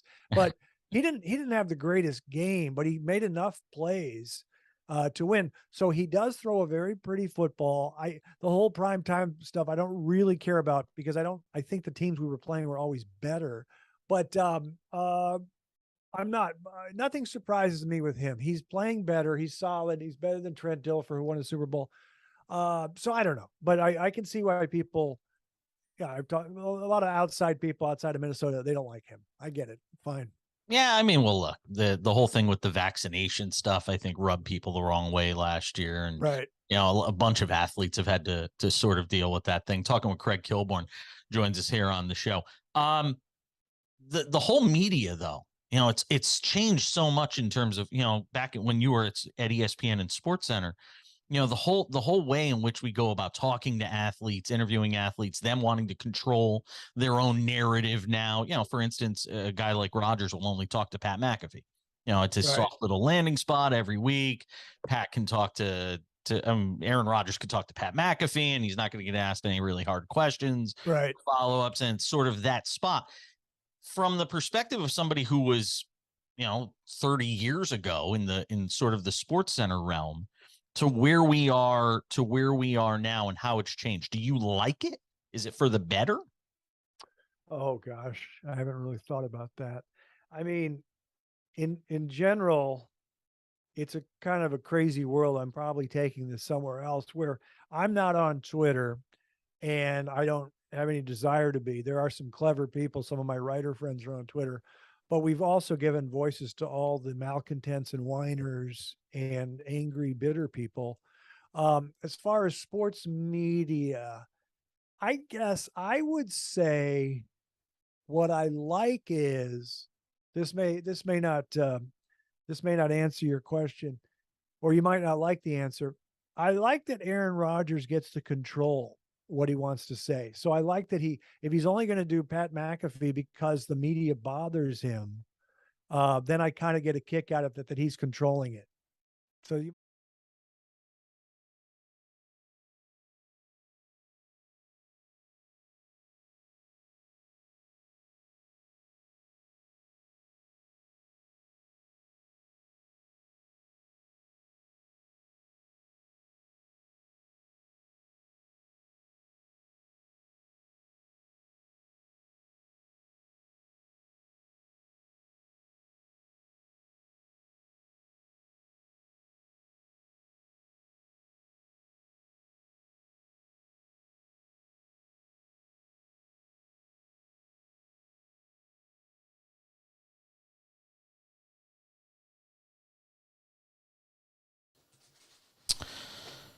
All right, so more of my conversation with Craig Kilborn coming up here in just a couple of minutes. Stay tuned for that.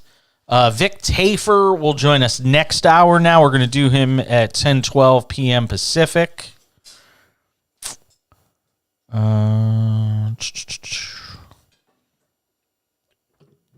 So we'll have that coming up as well. Continuing on this Tuesday with Craig Kilborn, our guest for the hour here on the Cash In SportsMap Radio and the SportsMap Radio app. And this is so wild for me because people always ask me, go to the dog park or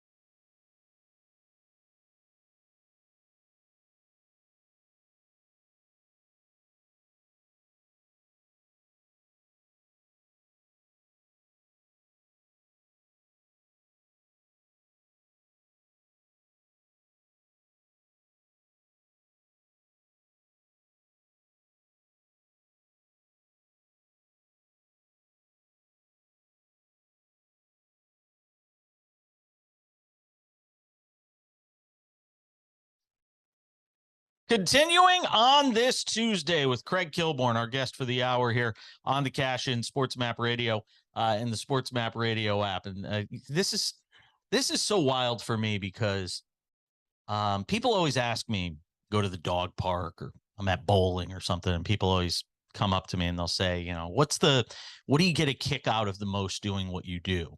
You know, who's the coolest person you've ever talked to? Oh, have you ever met Derek Jeter? And it's like, yeah, I've been in the locker room with Derek Jeter. I've talked to him and stuff like that. But when people always ask me what I get the biggest kick out of, I get a kick out of the people that I watched when I was young and at that age where I said, I want to work in this industry. So a guy like you, a guy like Dan Patrick, Keith Olbermann, the whole Sports Center gang from that generation, people I grew up watching. You know, I interviewed Macho Man Randy Savage once. It's got to be almost 17, 18 years ago when first Spider-Man came out. And people are like, really? That's the interview you got a biggest kick out? Yes, because I watched WWF growing up. That's the stuff that I got into. So it's not necessarily interviewing the athletes that I loved growing up, but interviewing the people that I got to watch growing up that made me want to do this for a living. And even at 45 and 25 years into this business, I still get a kick out of talking to people like our guest Craig Kilborn, who's joined us on the show today. Do you still have those moments? Have you had, what was the moment for you that you talked to somebody that maybe you grew up, because you're a little older than me, as we've referred to in this interview. Who's the person that maybe you talked to that was kind of that moment where you were like, man, I can't believe I'm talking to this person that I grew up watching that maybe that made me want to do this? Well, not necessarily made me want to do this. I mean, I was a Johnny Carson fan. Sure. And, but there are a few guests that meant a lot to me that I got to interview. Bill Murray was the funniest man to a lot of us growing up. I interviewed him like 3 times. He did my first show on CBS. He did the Daily Show a couple times. So that was exciting for me. I got to interview Clint Eastwood, and that was on the CBS Late Late Show because Wow. I used to work in Salinas, Santa Cruz, Monterey, the 110 market, but I lived in Carmel, and a friend of mine was named Dina Ruiz. She was a news anchor. I was a sportscaster, and we were at different stations, but we were friends. And she married Clint, and she made Clint. She said, "You got to do Craig's show on CBS." So that was exciting. And my dad was a Willie Mays fan, and my dad told me Willie Mays was underrated. He's the greatest all-around baseball player of all time. And I got to interview Willie Mays, and that was pretty special. He was great. He knew I was excited, and I'm talking to him I'm interviewing him, and he goes, "Slow down, man. We got the whole hour." We didn't have the whole hour. We had an actress and a comedian later. Slow down, man. We got the whole hour. And I asked him about the basket catch. And, he says, because when I was playing for the Giants in New York, you also had the Brooklyn Dodgers, and you had, there were 3 teams. What were the 3 teams? The Yankees, the Giants, and the Dodgers in New York. And you had Mickey Mantle, Duke Snider, and Willie Mays. And he says, they're paying $3 a ticket, man. I got to put on a show. I'm competing with Duke and Mickey Mantle. I got to do the basket catch. I got to put on a show, man. He was so good. I love him. That reminds me of Ricky Henderson when you tell that story, because I was, 2005 or 2006, I was doing play-by-play for the Atlantic League, independent baseball, and Ricky Henderson's playing for the team. And Bill Matlock is the manager. So it's about a half hour till first pitch on home opener in Newark, New Jersey, sold out crowd. And it's 30 minutes before the game. Ricky's not there yet. Ricky's not at the stadium. Ricky comes running out onto the field, and Matlock leans over to us and goes, "I'm not starting him. Got here 30 minutes. It's Ricky Henderson." Matlock, Mad Dog's like, "No, I'm not starting him." And Ricky comes over, and I'm standing right next to Matlock, and Ricky Henderson comes over. And Ricky, if you know anything about Ricky, Ricky's got to play today. Ricky's family's here today. Everything third person. Ricky got to be on the field today. Ricky got to put on a show. So when you just said that Willie Mays anecdote, it kind of reminded me of that. The Bill Belichick story I referred to before the break. I was at the Travelers Championship in just outside Hartford, Connecticut, in Cromwell, TPC River Highlands. I was hosting a week of shows there for an ESPN radio affiliate I was working for about 13 years ago. Celebrity Pro-Am Day. Bill Belichick's out on the range. Like, this is it. I'm going to get Bill Belichick today. I'm such an idiot. I run out to the driving range. He's hitting balls. He's walking off the range. He comes under the rope. I go up to him. "Bill, Jason Page, ESPN Radio in Hartford. We carry, Patriots games we're a Patriots affiliate. Love to talk to you for a few minutes." He stops, looks at me, and he goes, "No," and just kept walking. That was my one time that I had a chance to get close to Bill Belichick. I talked to everybody that day. Joe Pesci was there, all these people. Right. Bill Belichick, no. That was as close as I got. Funny. Is there somebody that even at this stage of your career this, this different stage, this new phase of your career where you're doing the podcast? Is there somebody that's like a must that you want to get that you haven't gotten yet? Somebody you'd love to talk to? There's got to be somebody that you would just kill to talk to. That's a good question, because I'm not really approaching it. And I did so many interviews and I had so many people that I talked to, so many great guests, and I'm approaching the podcast. I have a YouTube channel. A lot of the podcasts are on the YouTube channel, and then of course they're on the Apple and Spotify and iHeart. But I'm approaching it more as the Life Gorgeous. It's a extension of my Instagram, which is popular, and it's kind of irreverent, and it's about martinis and living the good life and eating cheese and going to French restaurants. So I've had some of my friends on, and I think my problem was I wanted to not have the pressure of booking people. I wanted just to have my friends on and talk about life and my magical life, and talk about comedy. And we do the top 5 movies of all time. Now, I did want a guy on, and I had him on, but this is personal. I had the head coach of the Timberwolves on, Chris Finch. I saw that. I enjoyed that. So let me just think. So are you just saying you're at this stage, you're just more interested, and I'm not saying this in a bad way, but you're more interested in doing sort of self-serving stuff? Yeah, well, I wouldn't use that term. But you know what I mean? Things that I matter would say to you. Satisfying. What's satisfying to me, more personal. I wouldn't. It's my own thing. I wouldn't use the word self-serving, but I would use the term. I'm doing it now. I definitely do jokes about being self-absorbed. I do jokes about that. It's my way of being. It's a unique way of being self-deprecating. We can't control the way we look. Letterman called me a pretty boy. Well, I can't control my angelic face, so I make fun of it, saying, look at my beautiful skin. But I've told people, I said, based on my sarcasm, I should look like Tommy Lee Jones or somebody. I shouldn't look this way like a choir boy. But I'm trying to think of the guests, because I really don't think about guests that much anymore. So I'm not in that headspace of what guest I would like. I know when I did the show, people would ask me that. The only guy I really wanted to interview, and he sadly has passed away, I was a big David Bowie fan. I never got to interview him. I never interviewed Prince. I'm from Minneapolis, but I didn't really have that desire because he was so, private and didn't do a lot of stuff. But I guess I'm one of those guys, and this is probably why I'm not super ambitious or aggressive, where I don't think about that booking guests. They booked guests for me, my booker, when I was at CBS. Yeah. And I'm not trying to get the big elusive guest. That's probably why I'm a little different than other people. It's so funny because you talk about not being ambitious or things like that, but you're creative.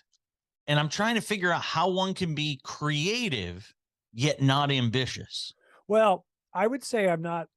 That's a good point. And the creativity is the key, because it's an outlet for me. The Instagram to me is more creative than the podcast, because I can just show a picture of myself and write something.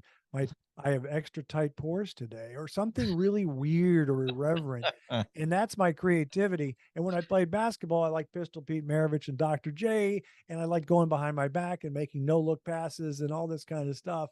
Larry Legend, the way he passed the ball.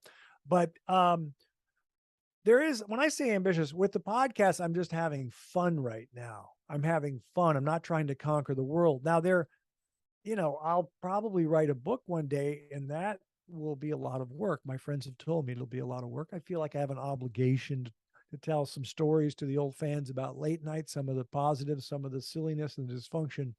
But I mean, I think I'm ambitious with certain things, but the projects that I want to do are such a long shot. So I just kind of Jason, I waited a while to do a podcast. I mean, I was going to be the last man in America. You were with the podcast. You were. But I do like giving back, and I do like. I know this doesn't sound like much, but the Instagram is satisfying because I can now narrow in. I may look like when I did late night that I would have really broad appeal, but my actual comedic sensibility, which is aristocratic, I'm a bit of an Anglophile, I'm English on both sides. I think it's somewhat narrow and different, and I enjoy that. The one thing I can relate to you on is I got let go from NBC Sports. I was doing a nationally syndicated overnight show with NBC Sports Radio, and I was working out of New York. And I thought the rest of my life was finally like it was here, it was all ahead of me. And the experience I went through there was so bad towards the end that when I got let go, there were a couple other opportunities that popped up, and I didn't take advantage of them. And in 2016, after starting in radio when I was junior in high school, so 94, I finally said, you know what, I'm just done. And up until September, I basically stayed off the radio for 6 years, TV and radio, pretty much. I was doing some talking head stuff for MSNBC, and I was doing some stuff for them on the side. And I just took 6 years. I traveled, did nothing. Right. And then I finally got the itch to kind of get back into it again. So I could kind of relate to the aspect of, just staying away. Like, I mean, after you left the Late Show, was I'd always said, where's Craig Kilborn? And every once in a while, you Wikipedia something. Where are they? They're still not doing anything. Right. And I look at where you are now, and it's fascinating to me to sort of watch. What is the next chapter? Is it just doing these sorts of passion projects? Is it you talk about these long shot things you want to do? Is that what it is? Is that what you want the next 20 years to look like? Well, good question. Do you wake up? I mean, do you wake up like me? I wake up some days and I'm like, hey, I live in Palm Springs right now. There's days I wake up and I'm like, hey, you know what? My husband and I was, you know what, honey, what do you think about the idea of us just moving to the Bay Area? Let's move to Seattle. We can go anywhere we want. He's got a fully remote position. I can do this. I could do this stuff from virtually anywhere. Right. I mean, is that how it is for you? Do you wake up some days and sort of feel, you know what? Let's do this, or let's do that. So this is what it is. I say to people, there's really not a lot I want to do. I accomplished my career goals. It wasn't always cracked up to be. Once they called me the natural host, I had accomplished I say I've accomplished what I was trying to say. The long shot would be something scripted, a character that I could play, whether in a television show, in an independent film. Those are long shots. So, what I think about doing is I can do a podcast, which is relatively fun, or I can write a book, and I'm just going to enjoy life. But I don't miss, for example, people will ask, do you miss late night? Not at all. I found it boring. I find the interviews boring. I'm not stimulated by this. I didn't like the comedy. And it's basically, this is what bothers me, filling an hour. I got to fill an hour, as opposed to, this is really good what we're doing. This is brilliant what we're doing. Right. And some of the comedy was disposable. They didn't really do the YouTube stuff when we were doing the late night show. We had some great comedy. We did well. We did very well in the ratings. We were very fortunate to beat Kimmel in the ratings with half the writers and half the budget. But it's just I don't miss that at all. So there are things I want to do, but they're kind of, I would just say they're long shots. So I just enjoy life, and I do think creatively, if I write this book, I might write multiple books. It might be an outlet. Craig Kilborn, our guest. Thank you for joining me. We'll continue this conversation just for a few extra minutes, just on the video side, and we'll post that for our listeners and audience as well. Stick around. We'll wrap up this hour of the Cash In next.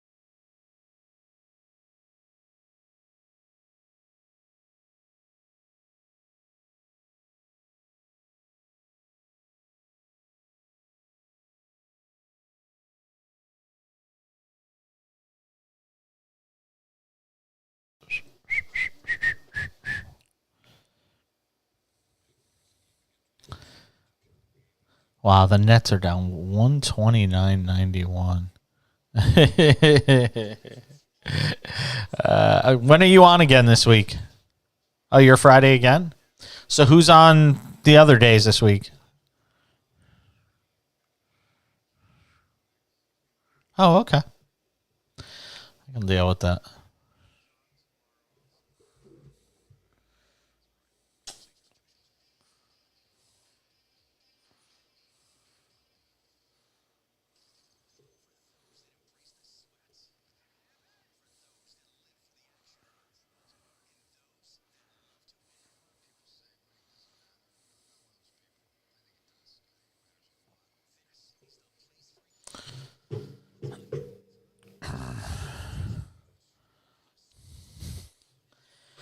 Final hour of a Tuesday/Wednesday edition of the show. Thanks to producer engineer Brian McDonald, working in Houston, pushing all the buttons, chiming in from time to time. Thank you to Craig Kilborn for joining us for the entire hour, the 11 p.m. Eastern hour. There is more to our conversation. We will be posting what you heard tonight into the Cash In podcast, which you can download from your favorite podcasting sources soon after the show is done. But also, we have a video page. If you go to twitch.tv/JasonPage77, you'll see videos there. And we're going to post the entire conversation, which was actually another probably 15 minutes or so than we had on the radio side. So there's some bonus material, basically, that Craig and I discussed. And you can catch that over on twitch.tv, JasonPage77. I'll also put a link to it in my Twitter feed at the back page tomorrow, and you'll be able to see exactly what it is I was talking about. The phone number, 1-800-224-2004 in this hour of the show, 800-224-2004. You can tweet at the show as well at the back page. Hit me up there on Twitter at the back page if you feel so inclined in this hour of the program. Vic Tafer of The Athletic coming up in a couple minutes. We'll get some thoughts with him on the Raiders situation, what exactly is taking place in Las Vegas with that team, because they are a bit of a train wreck right now. So Vic Tafer will join us coming up. We'll do that in the next segment. Maybe a couple other NFL items we'll get to with him. Boy, did the Nets take it on the chin tonight. Sacramento 133, Brooklyn 96. Midway through the fourth quarter. Yikes. Spurs lead the Blazers 106-100. That's the late NBA action. We're back with Vic Tafer of The Athletic next on the Cash In, SportsMap Radio.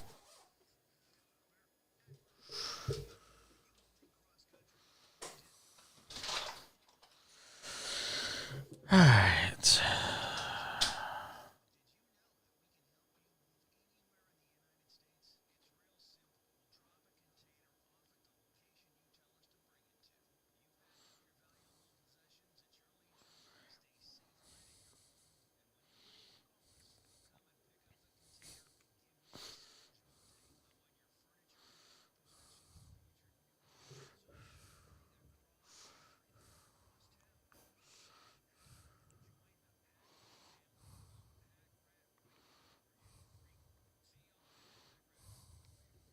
Wah, wah, wah.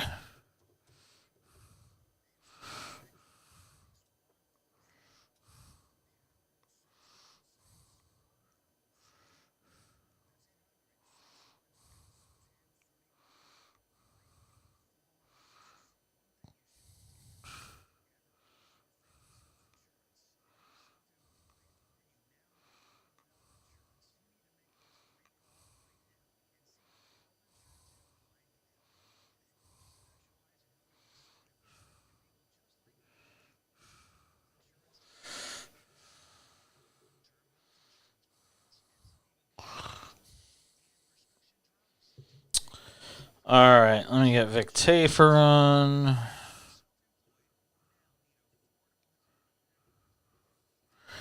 Nah, we should be good. He told me what happened. I'll tell you later.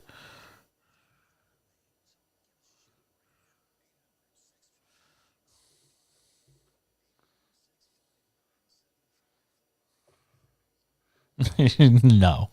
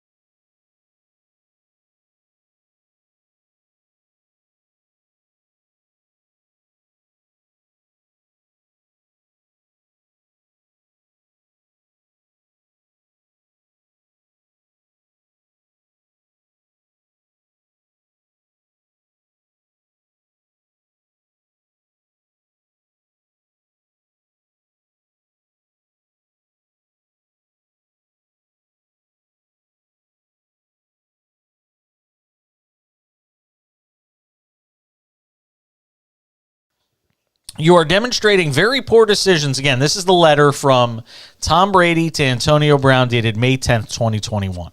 You are demonstrating very poor decisions and poor communication to so many people who have gone above and beyond to help you. You are acting selfish. And unfortunately, many of those people are exhausted by the erratic and unpredictable emotional behavior. When I met you, you were humble, willing to learn, and anxious to improve things in your life. In a short period of time, you've done those things and accomplished some great things, and very much on the path to success long term. Unfortunately, you have reverted very much back to a young, immature man that is selfish, self-serving, irrational, and irresponsible. I, for one, am disappointed in many behaviors over the past few months. You have seemed to have lost that humility and that APG. What's APG? Anybody know? No, I have no idea what APG is. You have gone from hanging around good quality people that had genuine interest in seeing you succeed to seeing others whose lives are erratic and out of control and leading you down a negative path. Yeah. You're late. That I could have used that music 45 seconds ago.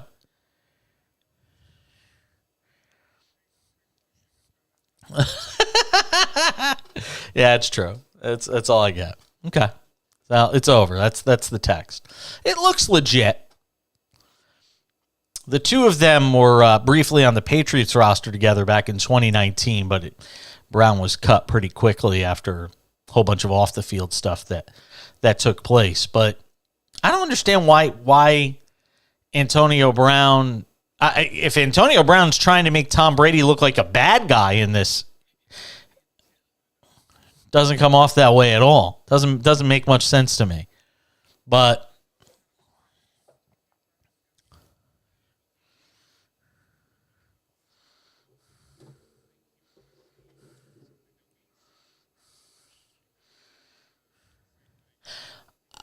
I also will say this, and I'm not going to bat for Antonio Brown because there's been so much bad behavior from him that we're beyond the point of being able to sort of rationalize it.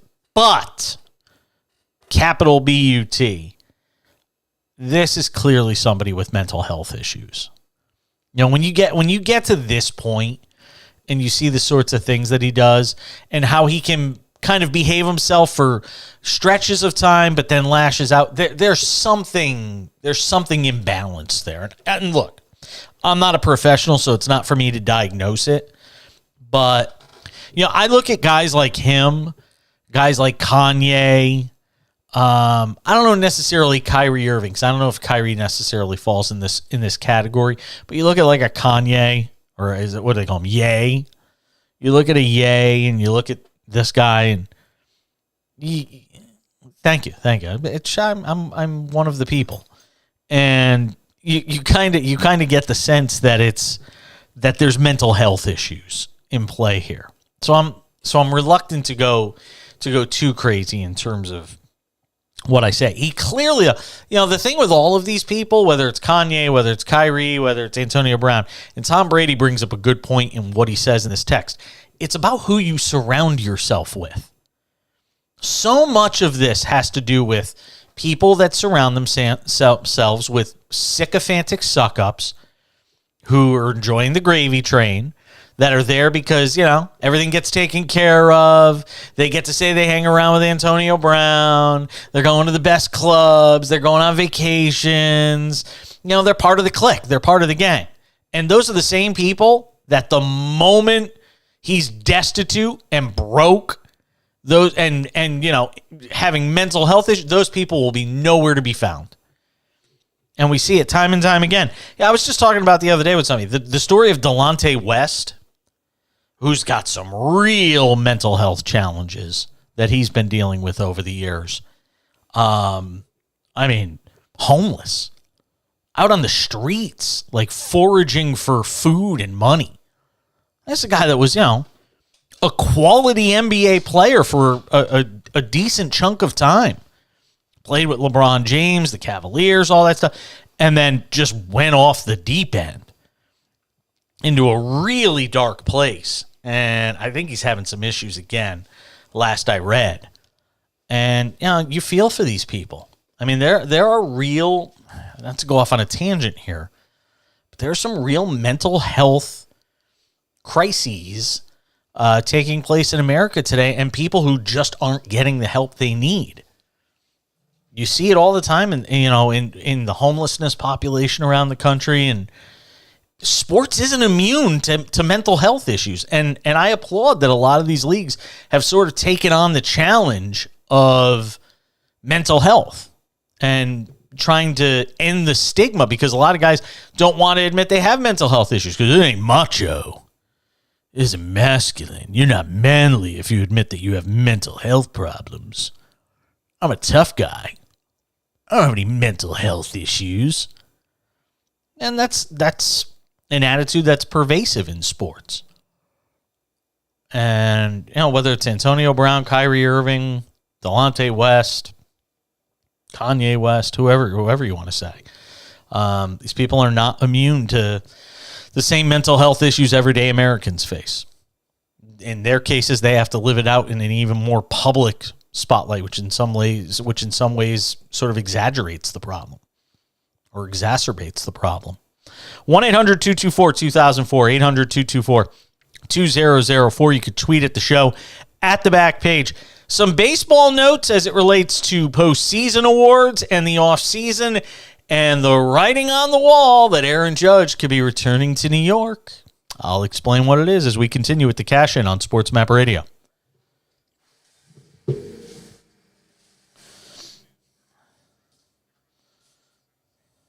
You should have said that.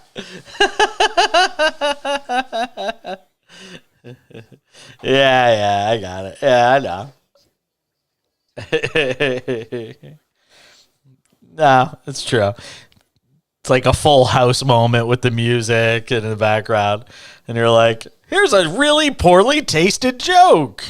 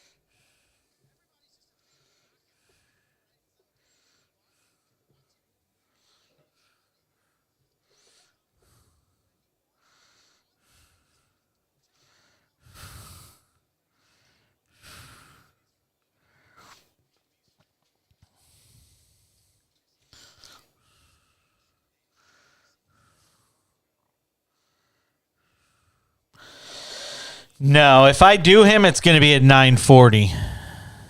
I'll do him in that segment. Otherwise,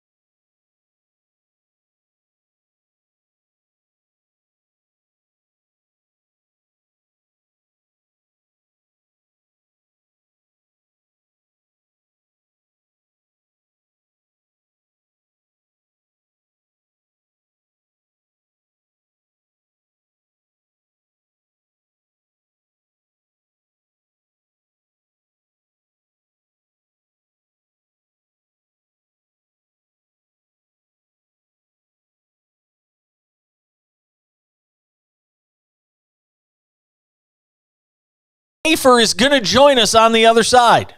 I promise. From The Athletic. Vic Tafer from The Athletic. We are talking Raiders if it hair nips the governor. It's next on the Cash In SportsMap Radio. If it hair lips the governor. Yeah.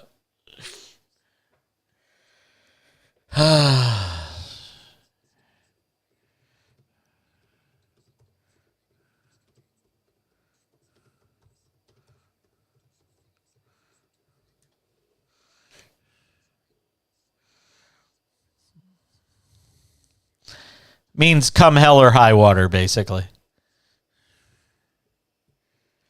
Yeah.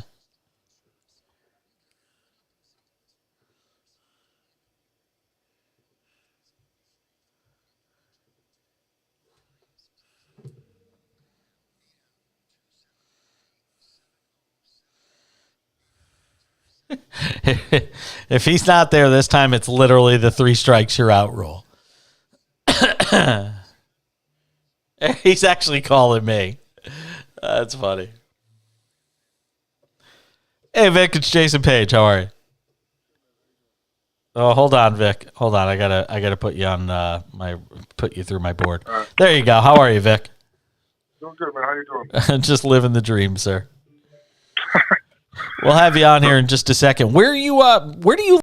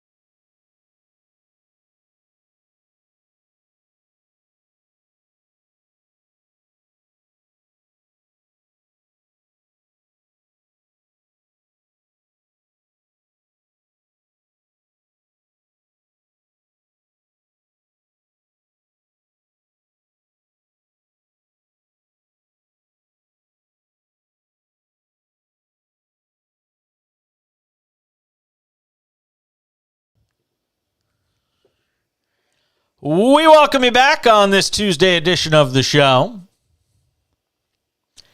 I promised. I said if a hair lips the governor, we're getting Vic Tafer on the show. And we made it happen. Vic Tafer does a great job with The Athletic, covers the Raiders, and joins us on the show during what has been, I guess you can only describe it as a tumultuous season, Vic. And, you look at where this team is right now. With just 2 wins. We'll get into the whole Derek Carr post-game press conference reaction the other day and all of that, but try and give us a sense for where this team is at this point. We know what the expectations were coming in. We've seen all the close losses. It's obviously a team that has talent. Where does this team go at 2-7 at this point?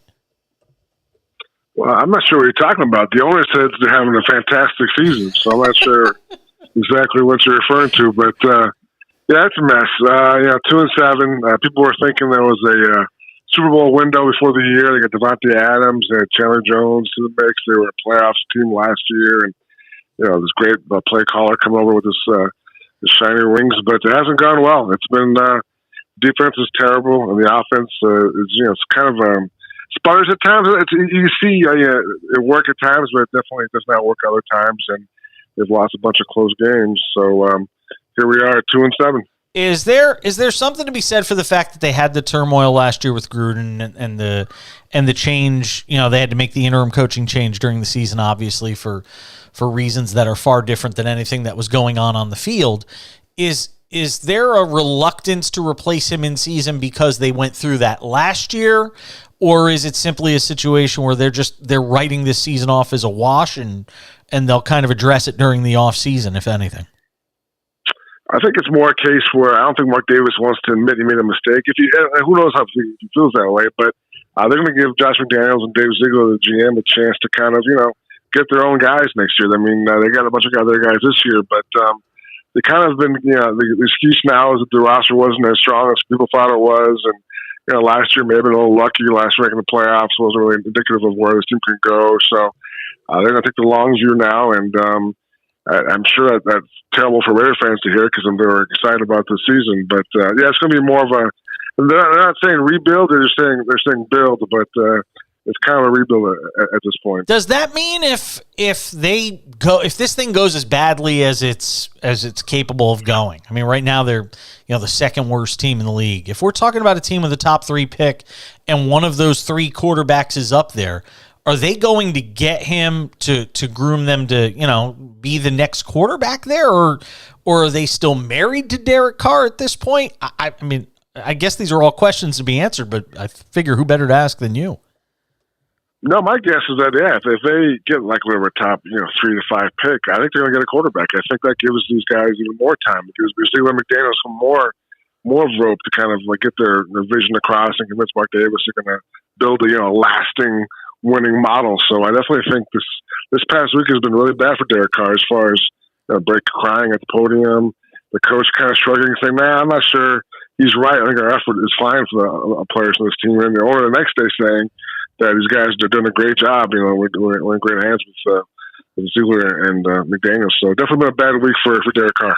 When I listened to Derek Carr in that press conference and that particular answer he gave where he got really emotional, it sounded to me, and I heard it incorrectly, or maybe I misinterpreted it, but it sounded to me like he was calling out the idea that there are some guys in that locker room that aren't necessarily as invested in this, maybe at this point, or maybe never were, that aren't as invested in this team's success as he was. Did you pick that up?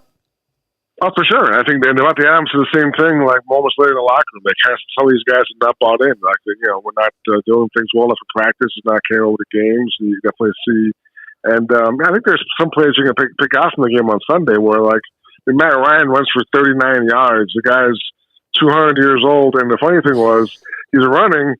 And he's about to go out of bounds. He cuts back inbounds to get more yards. That's how bad the defense is. He's like, you know what? I can get more. I can get 25 is not enough. I can get another 14. So it just shows you, I think, I think there is problems with the effort in this team. But last year's team had some heart, some grit.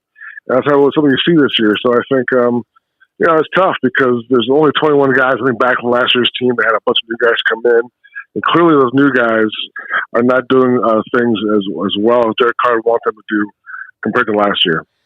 If there is an axe to grind with Josh McDaniels from whether it's a play calling standpoint, a game management standpoint, you can't have this many close losses and not have some blame to go to the coaching staff in terms of the way the game is managed. What would be your observation in that regard?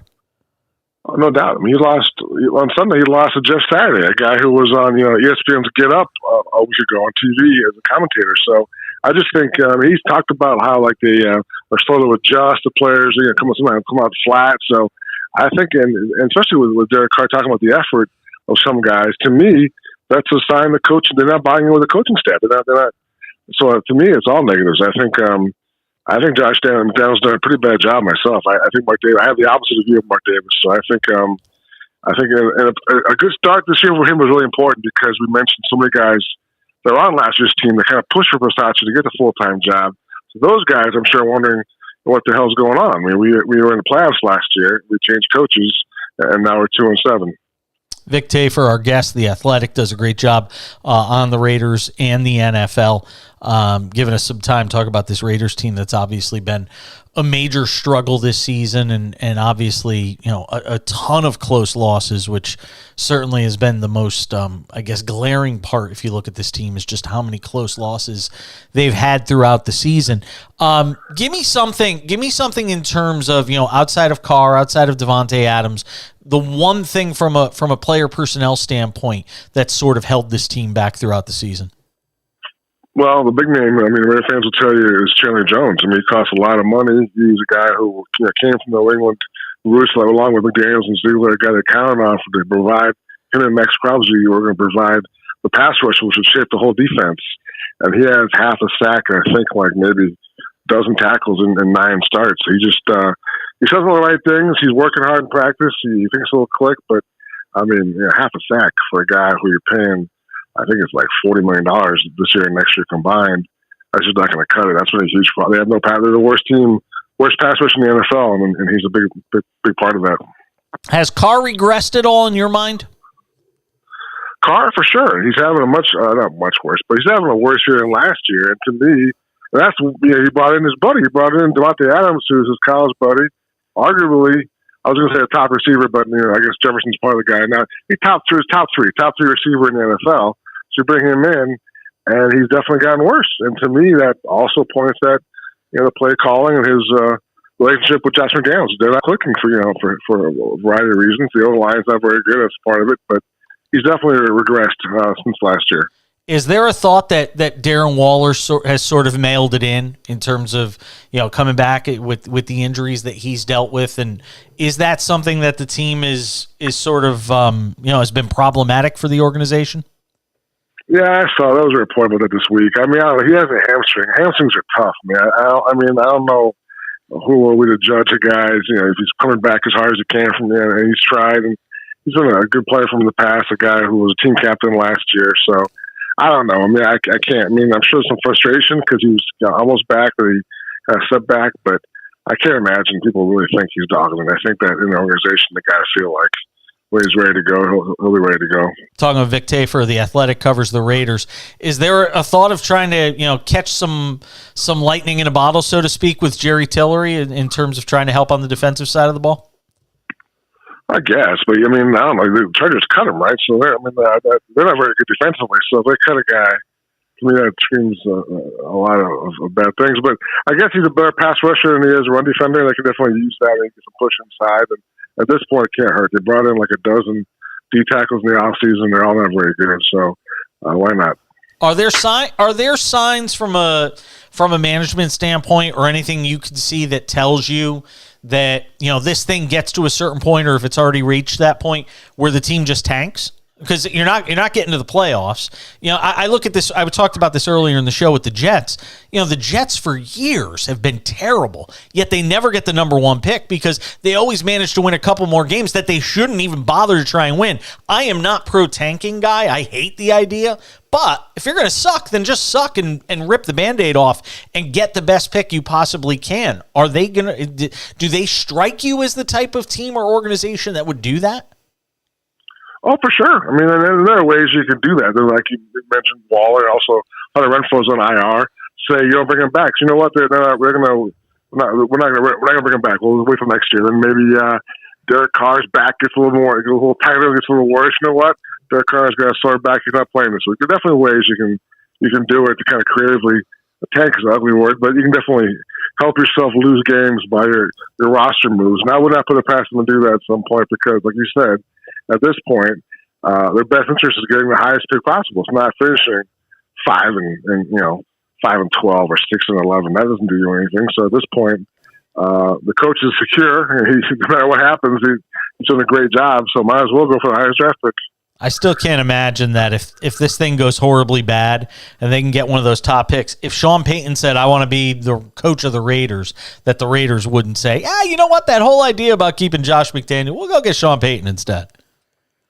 Yeah, I think the other part of it, though, is, they just gave him McDaniels a 4-year deal. He gave Ziegler a 4-year deal. And Mark Davis still does not have the biggest cash flow of any of the NFL. He's definitely the lower end of the spectrum. So I can't imagine he's really crazy about doing that if you can help it. And Sean Payton will cost some other pay. He's still paying John Gruden to sell with John Gruden. So And he paid Del Rio years after he fired him. So he's always had a history of paying guys after they're gone, which I think may be part of this also. So I guess Sean Payton will make it interesting for him to think about, but I think at this point he's kind of made up his mind to stick with these guys. Yeah, got the feeling after last year that team made the playoffs. I felt like they were ready to turn things around, and they go get Devontae Adams, and it just hasn't gone their way this season. Vic Tafer from The Athletic does a great job on the Raiders. Vic, thank you. I'm glad we were able to work it out. Be well. All right, but take care. That Vic Tafer joining us here on the show and getting into the Raiders situation. I just can't I get the fact that they got to pay Gruden and McDaniels is a 4-year deal, but I can't wrap my head around, if the guy isn't the goods. But you heard him say, some teams don't want to admit they made a mistake. You see this all the time in sports, where teams will hang on to a guy a year or two too long because they don't want to admit we screwed up. And, look at the Phillies this year. Phillies went and gave Joe Girardi whatever kind of contract he got. And they got off to a horrible start this year, and they say, you know what? We'll pay Joe Girardi not to manage us. And sometimes you just have to make that decision for the betterment of your organization. That one owner's ego could get in the way. And this isn't just the Raiders, by the way. I'm not just going after Mark Davis on this. But that one owner's ego is more important than the well-being of a franchise, an organization, the fan base that comes out to watch it and pays to watch. I can't wrap my head around that. And like I said, if Sean Payton were available and said he wanted to be the head coach of the Raiders next year, not that I know that's going to happen because there's going to be other opportunities out there. The Cowboy job might be available. Who knows? But if Sean Payton says, I want to be the coach next year, how do you say no to that if you're Mark Davis? No matter what it costs. He's not going to be collecting food stamps the next day if he goes and gets Sean Payton, I can promise you. 1-800 1-800-224-2004, 800-224-2004. You can also tweet at the show at the back page. Hit me up on Twitter at the back page. All right, we'll come back. Wrap up the show next on SportsMap Radio.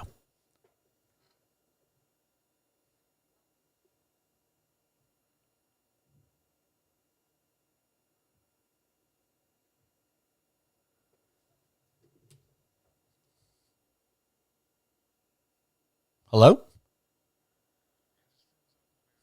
Oh, okay. Do you need me to keep talking?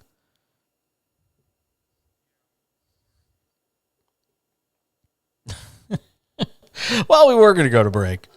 Let me know when you're ready there, Brian. We're having some issues with. So there was this whole thing with a fire in the building the other day, and there's been all sorts of technical issues since the network got back on the air today. So that's okay. I'll carry you, Brian. You just get on my back. I'll just fill the time until you're ready to send us off to break. Interesting night tonight in the world of college basketball. I was going to plan on talking about this just before we end the show, but turns out I might be on here until the end of the show. College hoops tonight. Some really good games in the top 25. Number 6 Kansas beat number 7 Duke 69-64. So the John Shire era, not off to the most rousing start. UConn's in the top 25. Let me tell you, I watched a UConn game the other night. Huskies are good. Huskies, they got a kid, Adama Sanogo. You want to watch somebody this year? Watch Adama Sanogo.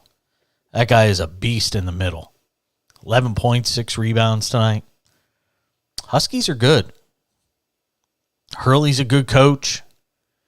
Huskies basketball is definitely turning the corner and is back after some years in the darkness after the Kevin Ollie era sort of went astray. But UConn basketball is good. Kentucky lost in double overtime to Michigan State after Michigan State had a heartbreaking loss to Gonzaga over the weekend.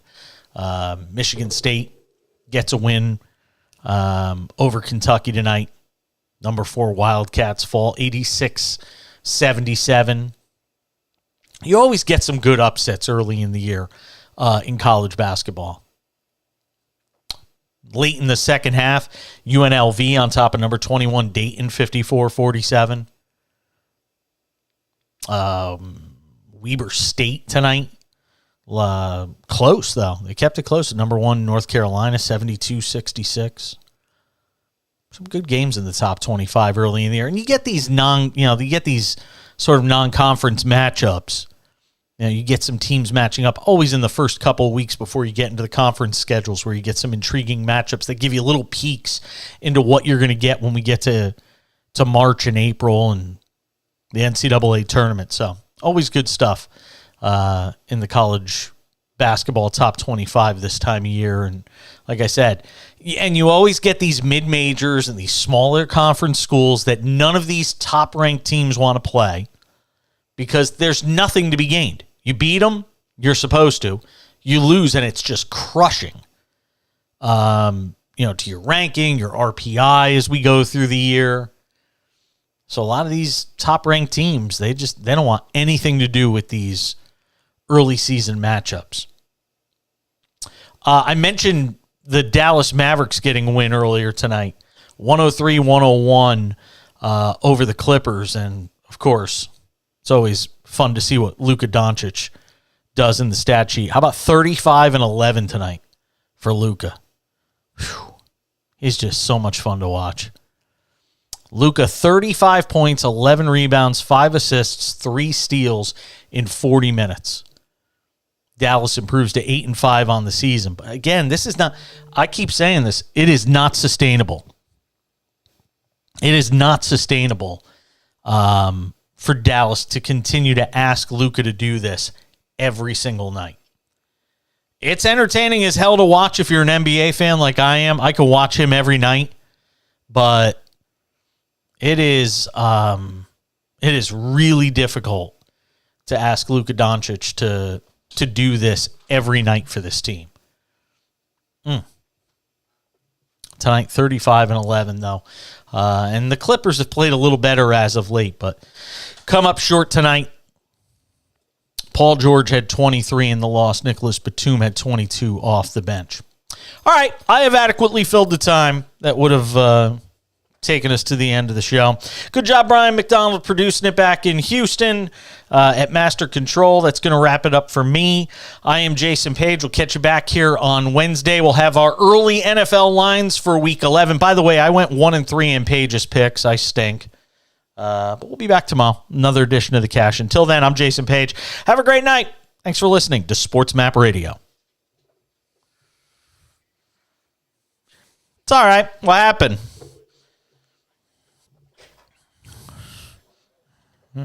Yeah.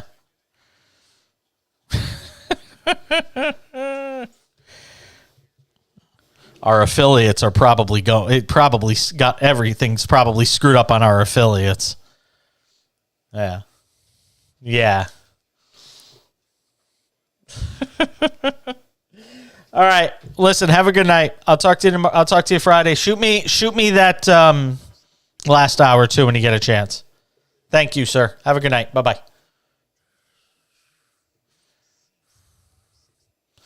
Well, that was fun. All right. Everybody have a great night. I'll catch you back here on Wednesday. Make sure to tune in. Same bat time, same bat channel. See ya.